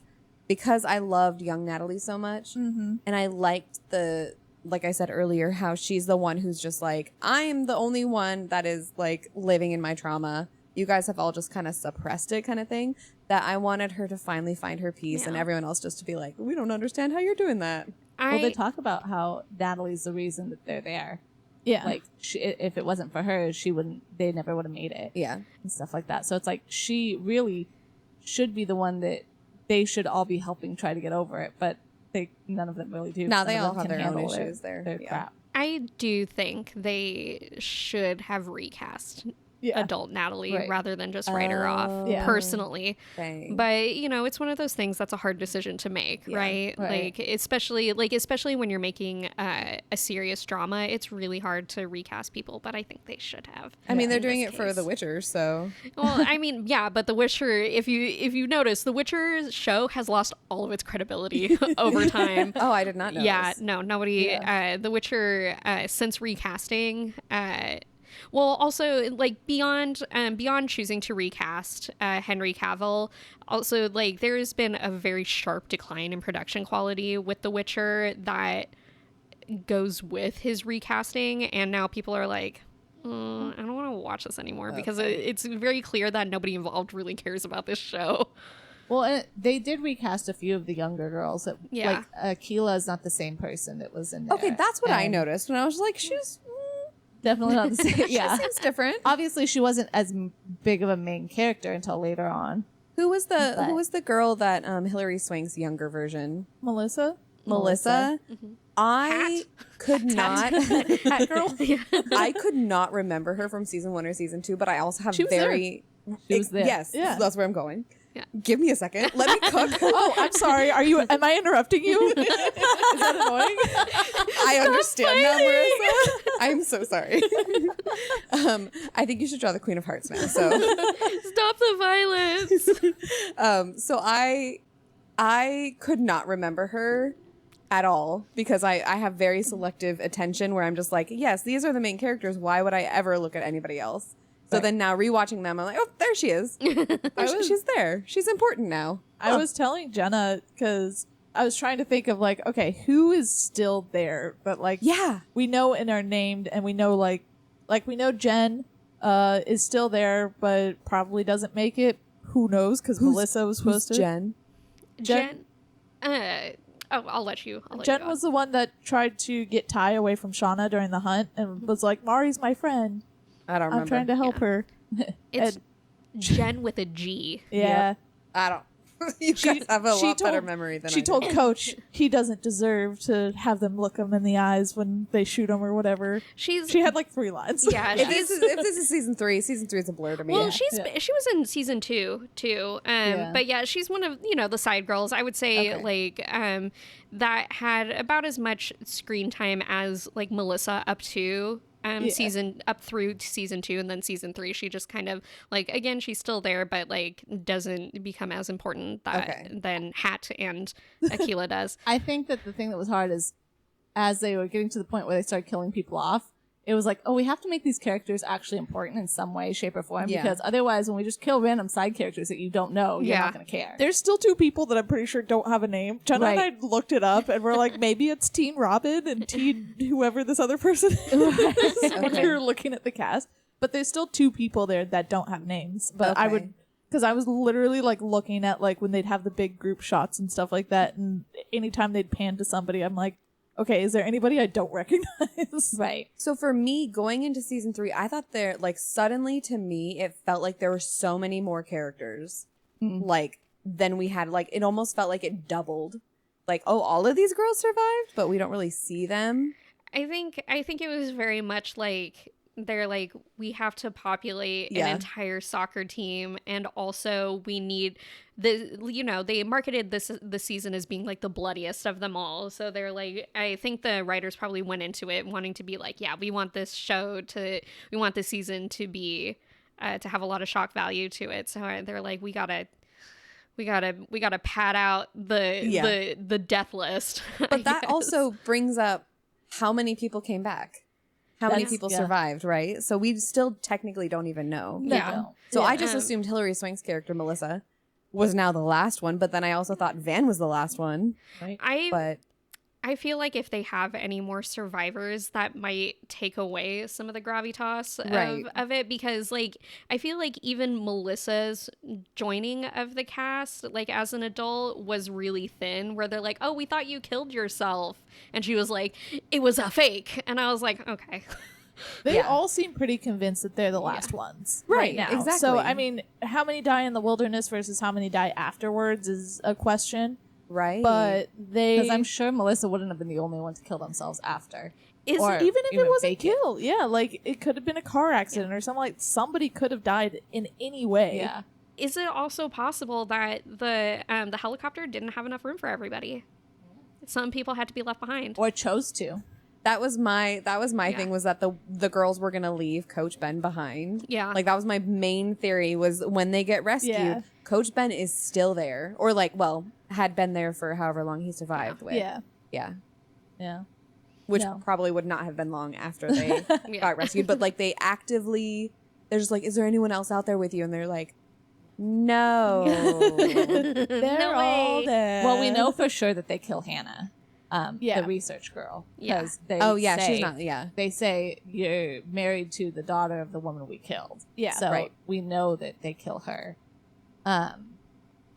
Which is crazy. Which, like, what happens to her between the helicopter coming? We still got a whole 2 seasons apparently. Yeah. So Well, it could be anything. It could be Shauna like actually taking revenge for them letting Natalie go. Yeah. Mm-hmm. And they say that and you got to think like they're so worried about something coming out. That's the driving force. Like Ty's so worried about something coming out. Cannibalism's relatively like in that situation understandable. Yeah. Like obviously they don't want them to know that they hunted people, but if they were just like, oh yeah, we ended up having to eat our friends, like people would be like, okay, and they even guess at it. Like her political constituent like makes comments about her, and so it's like that wouldn't be the thing that they're hiding. It would be the hunting and the murder and like something worse than just cannibalism. The group psychosis. Yeah. So I think like if I were Ty, the number one thing I would want to hide is the fact that Lottie just murked that the frog researcher. Well, and that's the other thing, they hide that. They don't have that in their story at all. Callie finds the article that's like missing researchers and guide. It's not tied to them at all. But wasn't there a part where they had mentioned like they were 10 miles off course or something? 100. The researchers were 100 within the same 100 miles of where the plane went down, it said. Yeah. Okay, So- but for them, okay, then I mixed up my. Yeah. They said the researchers, Callie said something about like they went missing 100 miles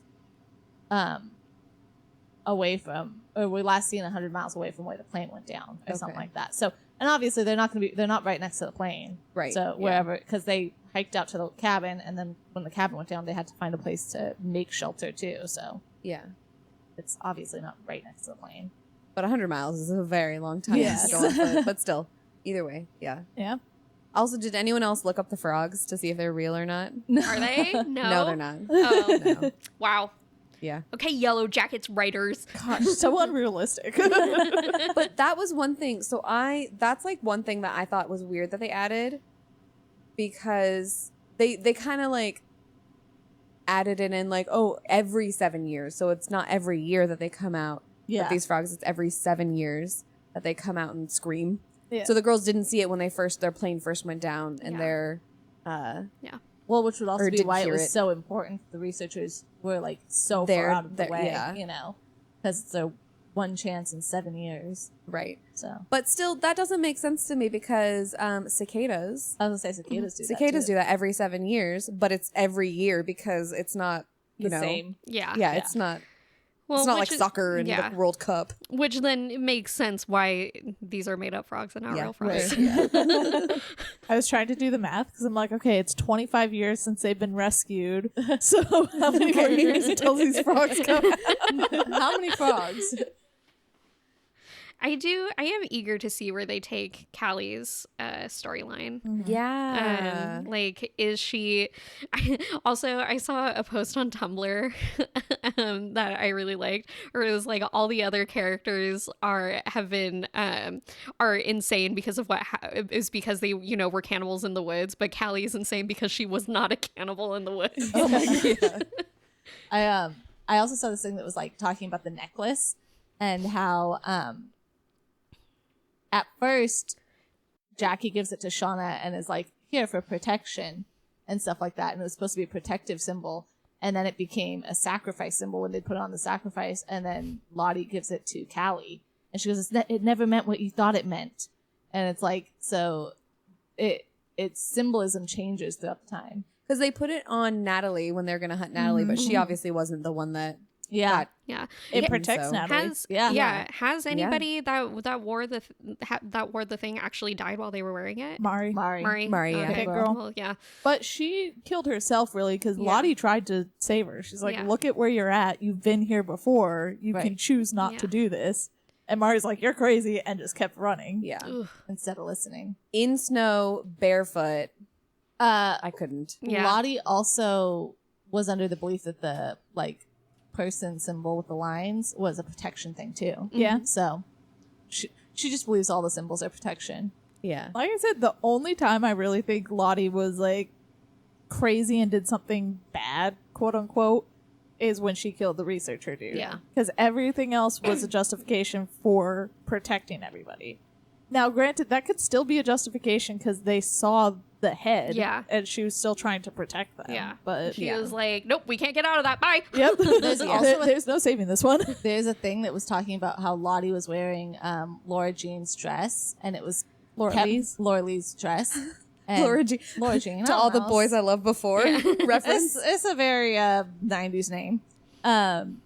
But she was wearing the dress and she kept it white up until that point, and then she's covered in blood and it's Yeah. dirty. Mhm. And like once she crossed that over, that was like she was no longer pristine. Yeah. And then another thing that I saw with symbolism was Shauna's thing with the rabbits. Mm-hmm. Because she like starts out by killing a rabbit, then when she just like loses it, she butchers it and feeds it to her family. But she has rabbits all over her house, and Jackie's parents give her a rabbit figurine saying it was Jackie's favorite animal and everything. And it's like, she's like, it was never Jackie's favorite animal. So, but yeah, I guess like rabbits are supposed to be like a symbol of femininity and survival and stuff like that, because it's like a soft kind of like non-violent animal that still survives in Yeah. the wilderness. And so like Shauna continuing to butcher it is like her pushing away her femininity and her softness and going full wolf. Right. That was a crazy moment where all the animals have been poisoned, and then you're just like, you come back and you're like, oh, she did it. Yep. Like it was all an act, and I was just like, oh, plot twist. Yeah.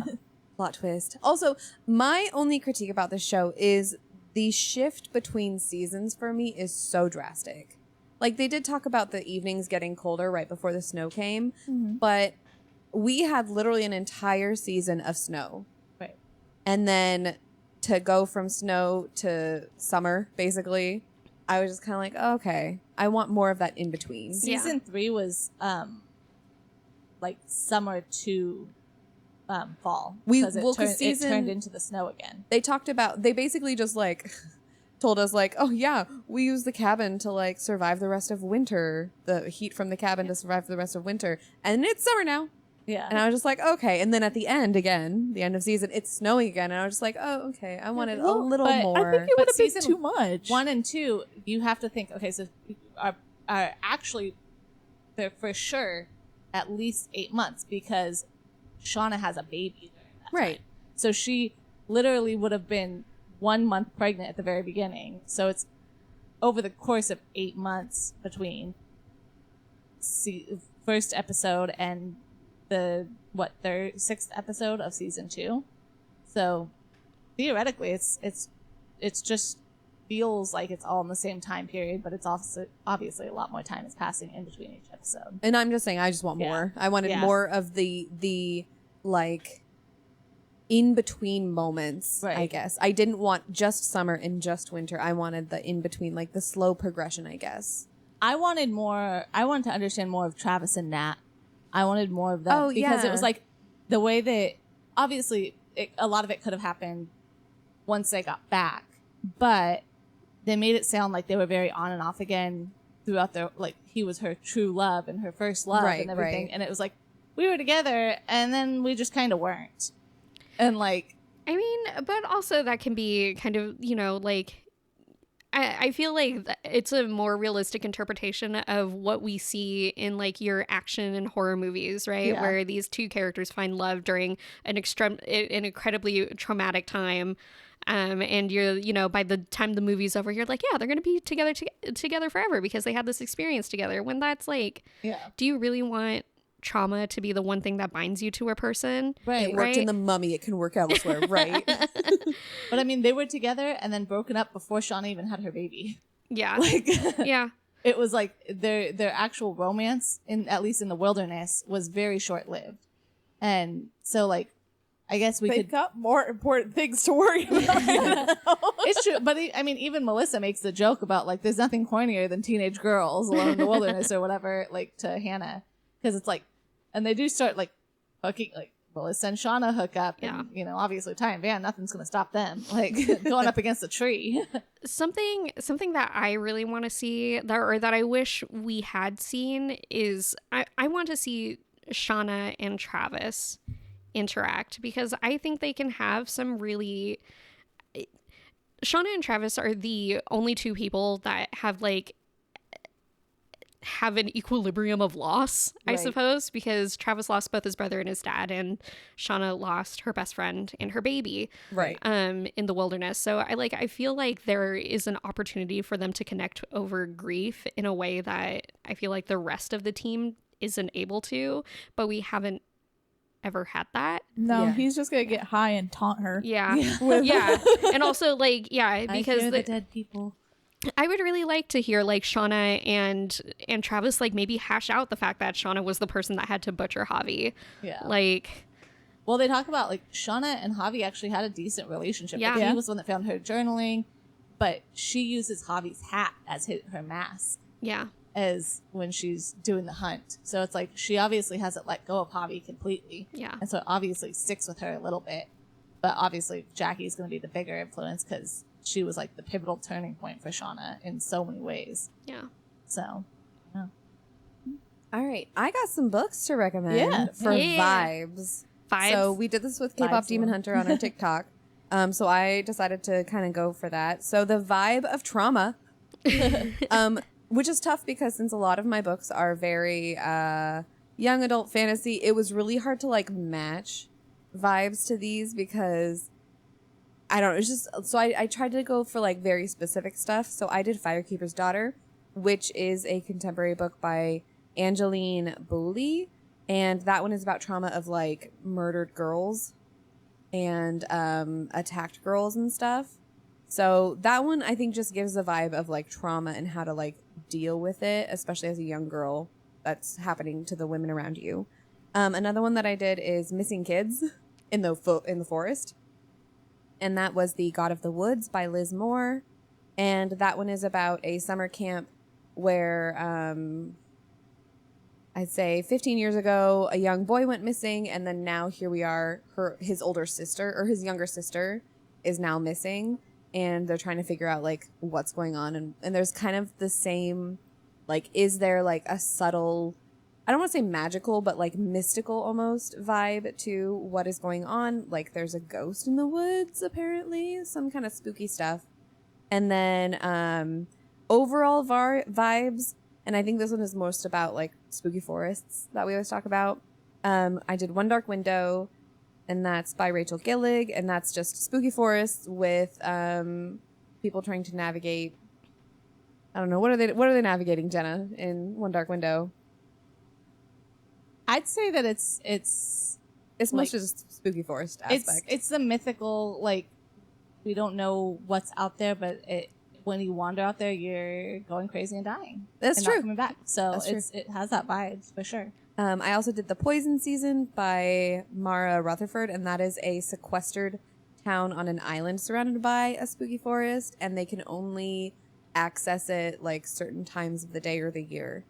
I really liked that one. And then I also did House of Roots and Ruin, and that one is just this woman navigating a new life in a world she just doesn't understand, and also spooky as well. And then Dual Timelines, so how Yellowjackets has like the younger version and the older version of the characters. This one is just Dual Timelines, and that's The Ones We're Meant to Find by Joan He. And that one is more science fiction, I would say, but it is also people trapped on an island, and her sister's like trying to find her. So that's another vibe. I also think The Wilderness of Stars by Shay Earnshaw is about this woman who's like been sequestered her whole life in a forest, and she is like the chosen one that is meant to like save the entire planet, basically. And but is she really? Like, is she really meant to save the planet, or Body is it vibes. just something, is it something that her mom has just told her and been like, oh no, you have to like, see that star up there? You have to like, that's you. You have to save the world because of that star. And then another one, which another spooky forest and lesbians, is Sawkill Girls by Claire Legrand, which I've requested plenty of times on this podcast before. But yeah, that one is also about, I think it's like, what are those, like, not unlikable characters, but what are the characters that are like not Unreliable narratives? no, it's not good. They're not good, but they're not like evil. But they don't suck. Yeah. They're morally yeah. gray. Yes. That one definitely has morally gray girls who just make out with each other. Mm-hmm. So, yeah. As a side recommendation, speaking about morally gray lesbians, I would say on paper, maybe you can make a recommendation if you like Yellowjackets for this book I'm going to recommend, except the things they have in common are toxic lesbians and cannibalism. But I do recommend people in general read The Starving Saints by Caitlin Starling. That's her brand new book that came out this month. And yeah, except it's set in medieval times in kind of like a fictional world. There's lots of religious iconography for a made-up religion that is not real, but cool. You know, toxic lesbians and cannibalism and religious trauma. I mean, that's more in common than what I had. The only thing that I had was We Were Liars, which I think just came out as a TV show too. But that gave me Yellowjackets vibes in the fact that you're reading the whole book wondering what the heck is happening and what's real and what's not real. Yeah. And so that was a good book with like if what draws you into Yellowjackets is that you want to know what's going on and that mystery aspect is, and it's a super quick read. And then it obviously has to do with teenagers and some big traumatic thing that someone is repressing. So, yeah, that's the only one I have for you, Marissa. Well, my first one is obviously going to be Lord of the Flies because I feel like that's the big inspiration for it. One of the big inspirations for it. There's that joke. I don't know if it's a joke or if it actually was what happened, but they were like, the writer of Yellowjackets heard that, like, women in a survival situation would never go as crazy as the boys in Lord of the Flies. And she's like, oh, just you wait. Yeah, she's like, have you met teenage girls? Yeah, I don't. Yeah, I think it was actually done in like an actual interview. She said that. Yeah. She said I watched it and someone was like, yeah, that would never happen with girls. And they're like, bet. Yeah. So I think Lord of the Flies is probably one of the most similar in the just like survival aspect and like all the drama that goes along with it, even though the boys are slightly younger than the girls in this. I can't remember. Does Lord of the Flies have cannibalism? No. They I was talk gonna say- about it. I was gonna say, And it is allegorical Okay. because they go to kill the pig and there's Piggy. Piggy. yeah. And, But it's not a, like, Direct. they killed Piggy and they Yeah. ate him. But then I had the nonfiction ones. Obviously, cannibalism, survival. You have the Donner Party. I talk about The Indifferent Stars Above by Daniel James Brown. It is, I don't think it's a lot like Yellowjackets, but it is a very fascinating story. It is told like a story, but it is all true things that happened with the Donner Party. Highly recommend it. It starts from like the beginning of the Donner Party setting off and like basically just how all their stupid little choices were the wrong choices that led to them being stranded. But it's got a lot of like that survivor aspect and obviously what you got to do to survive and how are you going to sustain yourself. And then the last one I recommend is Society of the Snow by Pablo Virci. I don't know how to say it. I'm pretty sure it's Portuguese. But that is what I actually think the show is based off of, or at least inspired by, which is the Uruguayan soccer or rugby team that crashed in the Andes in the 1970s. And they had to survive up in the Andes by themselves with nothing to eat except for each other. I was telling Jenna, I think one of the most fascinating things about reading these nonfiction books, and I showed Jenna the Netflix movie. Netflix movie is really good too. I highly recommend that. I have now watched it like 4 or 5 times. But the interesting thing about the true stories of survival and cannibalism is that they were never killing each other to eat each other. Yeah. It was, if they happened to die, they used them as sustenance. Yeah. And there was still that debate of like, should we or shouldn't we? Society of the Snow, they're all mostly Christian. And so they have that question of like, will God forgive us for this? But one of my favorite parts, it's in the book and it's in the movie, is one of the guys who's in the crash talks about his faith. And he's like, I don't have faith in God like you have faith in God. That God told me what to do in society and when I'm at home, but he doesn't tell me what to do in this situation. So my faith is in Roberto and I can't remember the other guy's name. Nando. Nando's legs. Not Nando. But yes, he did talk about Nando's legs. I was trying to talk about Roberto and the other one that was helping heal them and take care of them. And my God is in Nando and his legs and getting up every day and training so that he could try to get us out of here. And basically my God is in all of you guys trying to help us. Yeah. So, And the one part that really like got me was they talk about they had cousins that were on the plane and they were the ones that took the bodies and cut them up so that they didn't look like bodies. They were just meat for each other to eat. And he even said something like that, like my God is in those cousins who spare us from knowing who we're eating. And so we don't have to face like our family members and our friends that we've eaten and stuff like that. So that was crazy. I know, I was in San Diego, like, oh gosh, probably now it was like 4 or 5 months ago. No, it was like 6 months ago because I moved in January.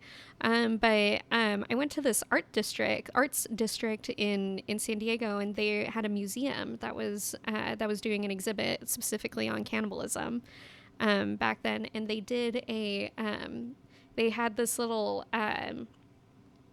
Oregon Trail, but for the Donner Party game you could play, and that was really interesting, especially when you were talking about, you know, all these bad decisions that led up to this terrible, because I remember making these choices and they're like, actually that's the wrong decision, or I think the game was like, yes, that's the correct decision, you should have done that, but no, this is what they did. Yeah. Well, they have so many points of it, like even just from the beginning of starting off, they left late.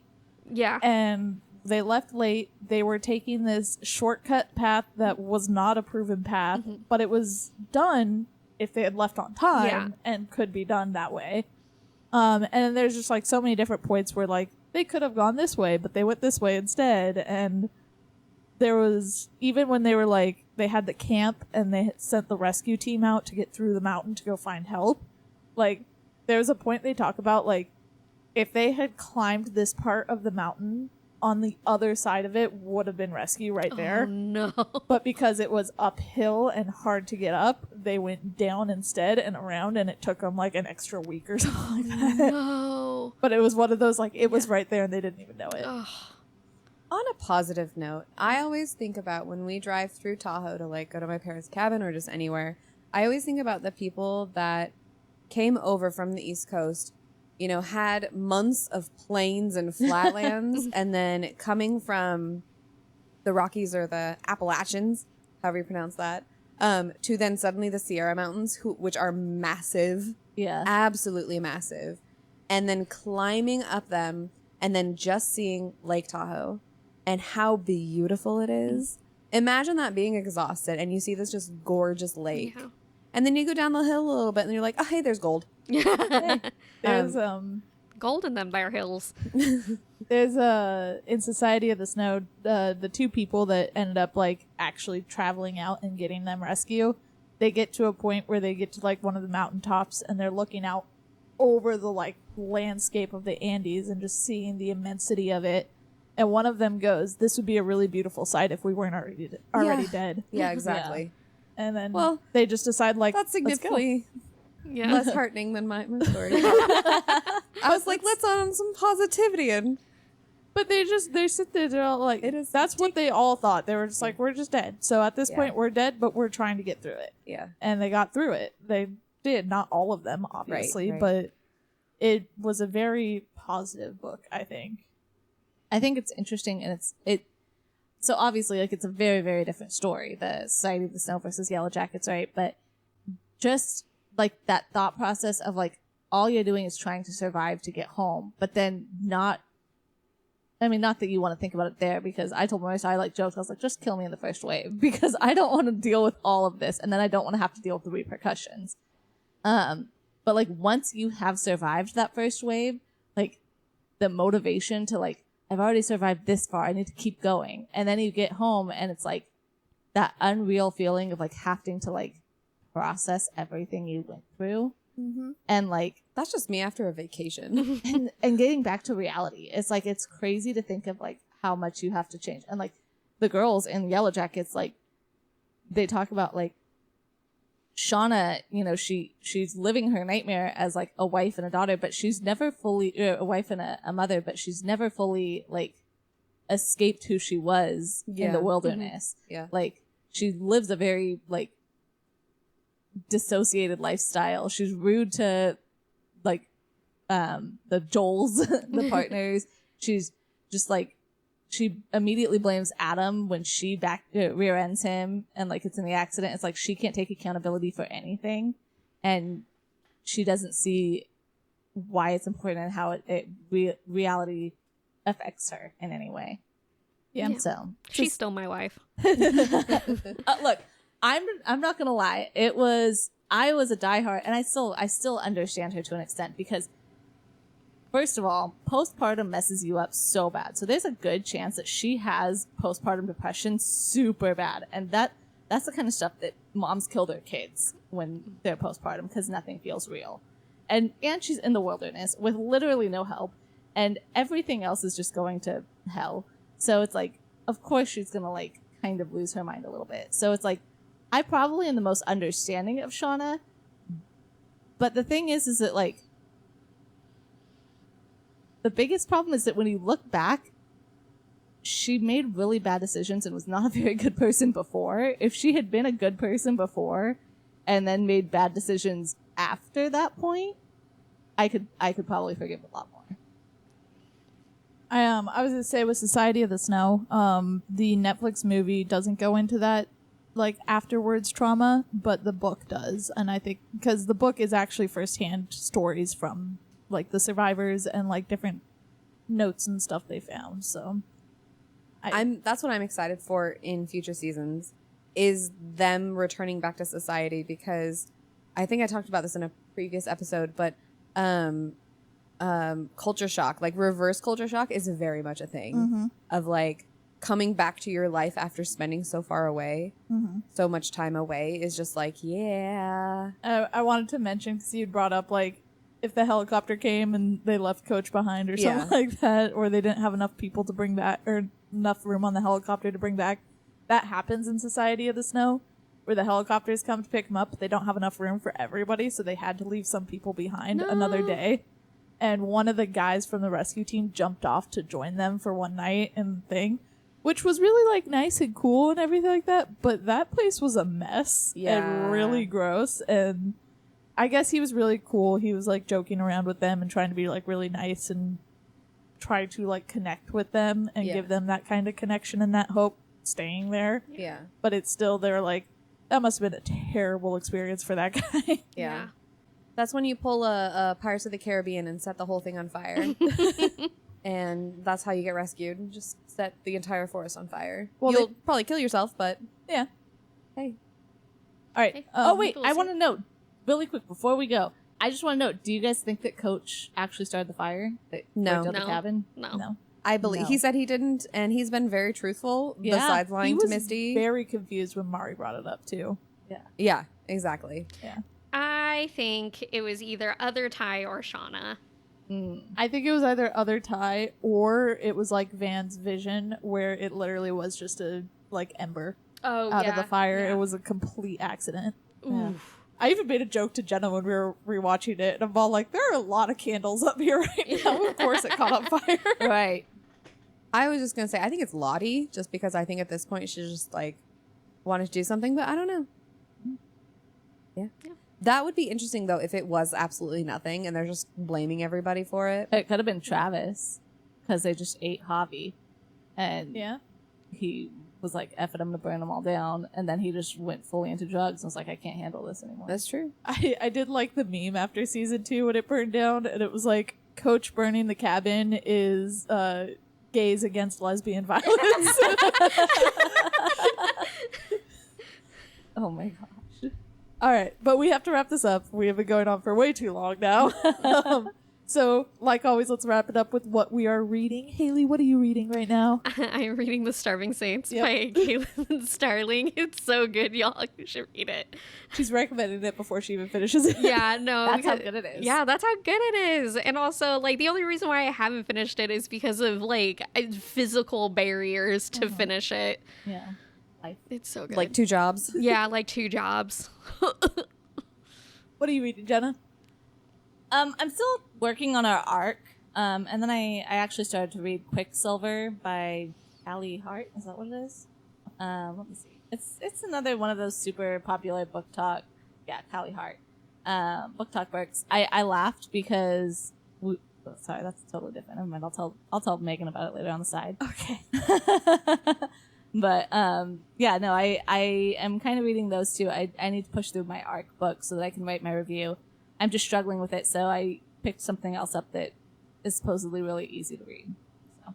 I am also still reading the arc that we have, the Salvage, by Anbara Salam. I once again will leave my review for later, but it is turning into something totally different than what I thought it was, so I'm struggling with it a little bit. Oh. Interesting.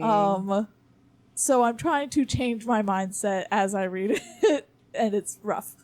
But Yeah. we'll see how it goes. I will finish it and then give you an actual review. Yeah. All right. I am currently reading the arc for the Alex E. Harrow book that we got, which is the Everlasting. And I am loving it so far. I also just finished The Red City by Marie Lu, and I ended up giving it 4 out of 5 stars. And I wanted to just read my review for it because I think it's one that you guys would enjoy, especially you. Okay, so Red City is perfect for people who love Full Metal Alchemist and these violent delights. Sam and Ari are both on the same trajectory of life until they are picked up by opposing alchemy syndicates. Told in 3 parts, we see their lives as shy friends in school, to rivals learning to navigate their alchemy, to bitter rivals. Oh, I should change that.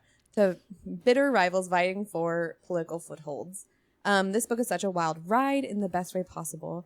I loved that we were able to get both POVs of Ari and Sam in their journeys from children to strong alchemists with ultimate power at their fingertips. I'm a huge fan of the enemies to lovers trope and the friends to lovers trope, so having them be friends to enemies to lovers was perfect. The writing style was also breathtaking. Having been a fan of Marie Lu since the Legend series, it has been amazing to see her writing grow. She had a great balance of poetic descriptions and progression of the storyline. The only reason this book wasn't an immediate 5 stars for me was that I felt the beginning dragged. By the time we had reached part 2 of the story, I assumed the book was already halfway done, but it was only 36% through. I understand this was meant to show that Sam and Ari's childhood in more detail, but with the promise of alchemy on the horizon, I wish we had gotten there sooner. Other than that, I highly recommend Red City and can't wait to read the next book. So yeah, thank you to NetGalley and Tor Publishing for letting us read this arc. And if you guys end up reading it, I'd love to hear your thoughts. Yeah. Both listeners and you guys here with me. Yeah. Yay! I totally So, yeah. will. At some point. Yeah. You have until it comes out. For those listening, it comes out October 15th of 2025. And it's not a pretty big book. It's pretty good. Decent size. So I read it in I think a week. So yeah, I enjoyed it a lot. Awesome. All right. So I will end this on a quote. I chose this quote because it is both a quote from a book and from Yellowjackets. Because Adam Martin quotes Kurt Vonnegut when he says, "We are what we pretend to be, so we must be careful what we pretend to be." Oh. I'm pretending to be a reader. I'm just going to manifest that. When Marissa told me which quote she wanted, she said, "We are," and all I went was, "What we eat." Oh. No. And then I was like, well, that's dark. Well, I loved it because it was Kurt Vonnegut. Yeah. And it was Yellowjackets, so I was able to put it all together. Look, Perfect. it's all Marissa. Yep. Everything she loves. All right, guys. Before we leave, Haylee, where can they find you? You can find me at Prose Pander at all of your social media, specifically Instagram and TikTok. Nice. Yeah. Jenna, where can they find us? Same, except for we're not Prose Pander. No, they are Prose Pander. If you want to follow Braless Book Guild, just follow Prose Pander. That's all you need to do. That's all we are now. No, we're Braless Book Guild on most social media. Our Facebook and Instagram are linked, so they should be coming up at the same time, and then TikTok as well. We apparently have quite a following on there. I'm very Yeah, we excited. went viral. Yeah, I'm hoping that people actually listen to us now. Really quick, I just want to say because I saw the first video that Megan posted, and I gave her some tips on how to smooth out the edits on Twisting the Books when she does that. And in the second video, it looks so smooth, and I was like, I helped. I should have made a note thanks, Press Pander. It's like they do in AO3 where they're just thanks to my beta readers. I was just really happy to see that it helped. Yeah. Like that maybe. All right, guys. On that note, we'll see you all next time. Bye. Bye.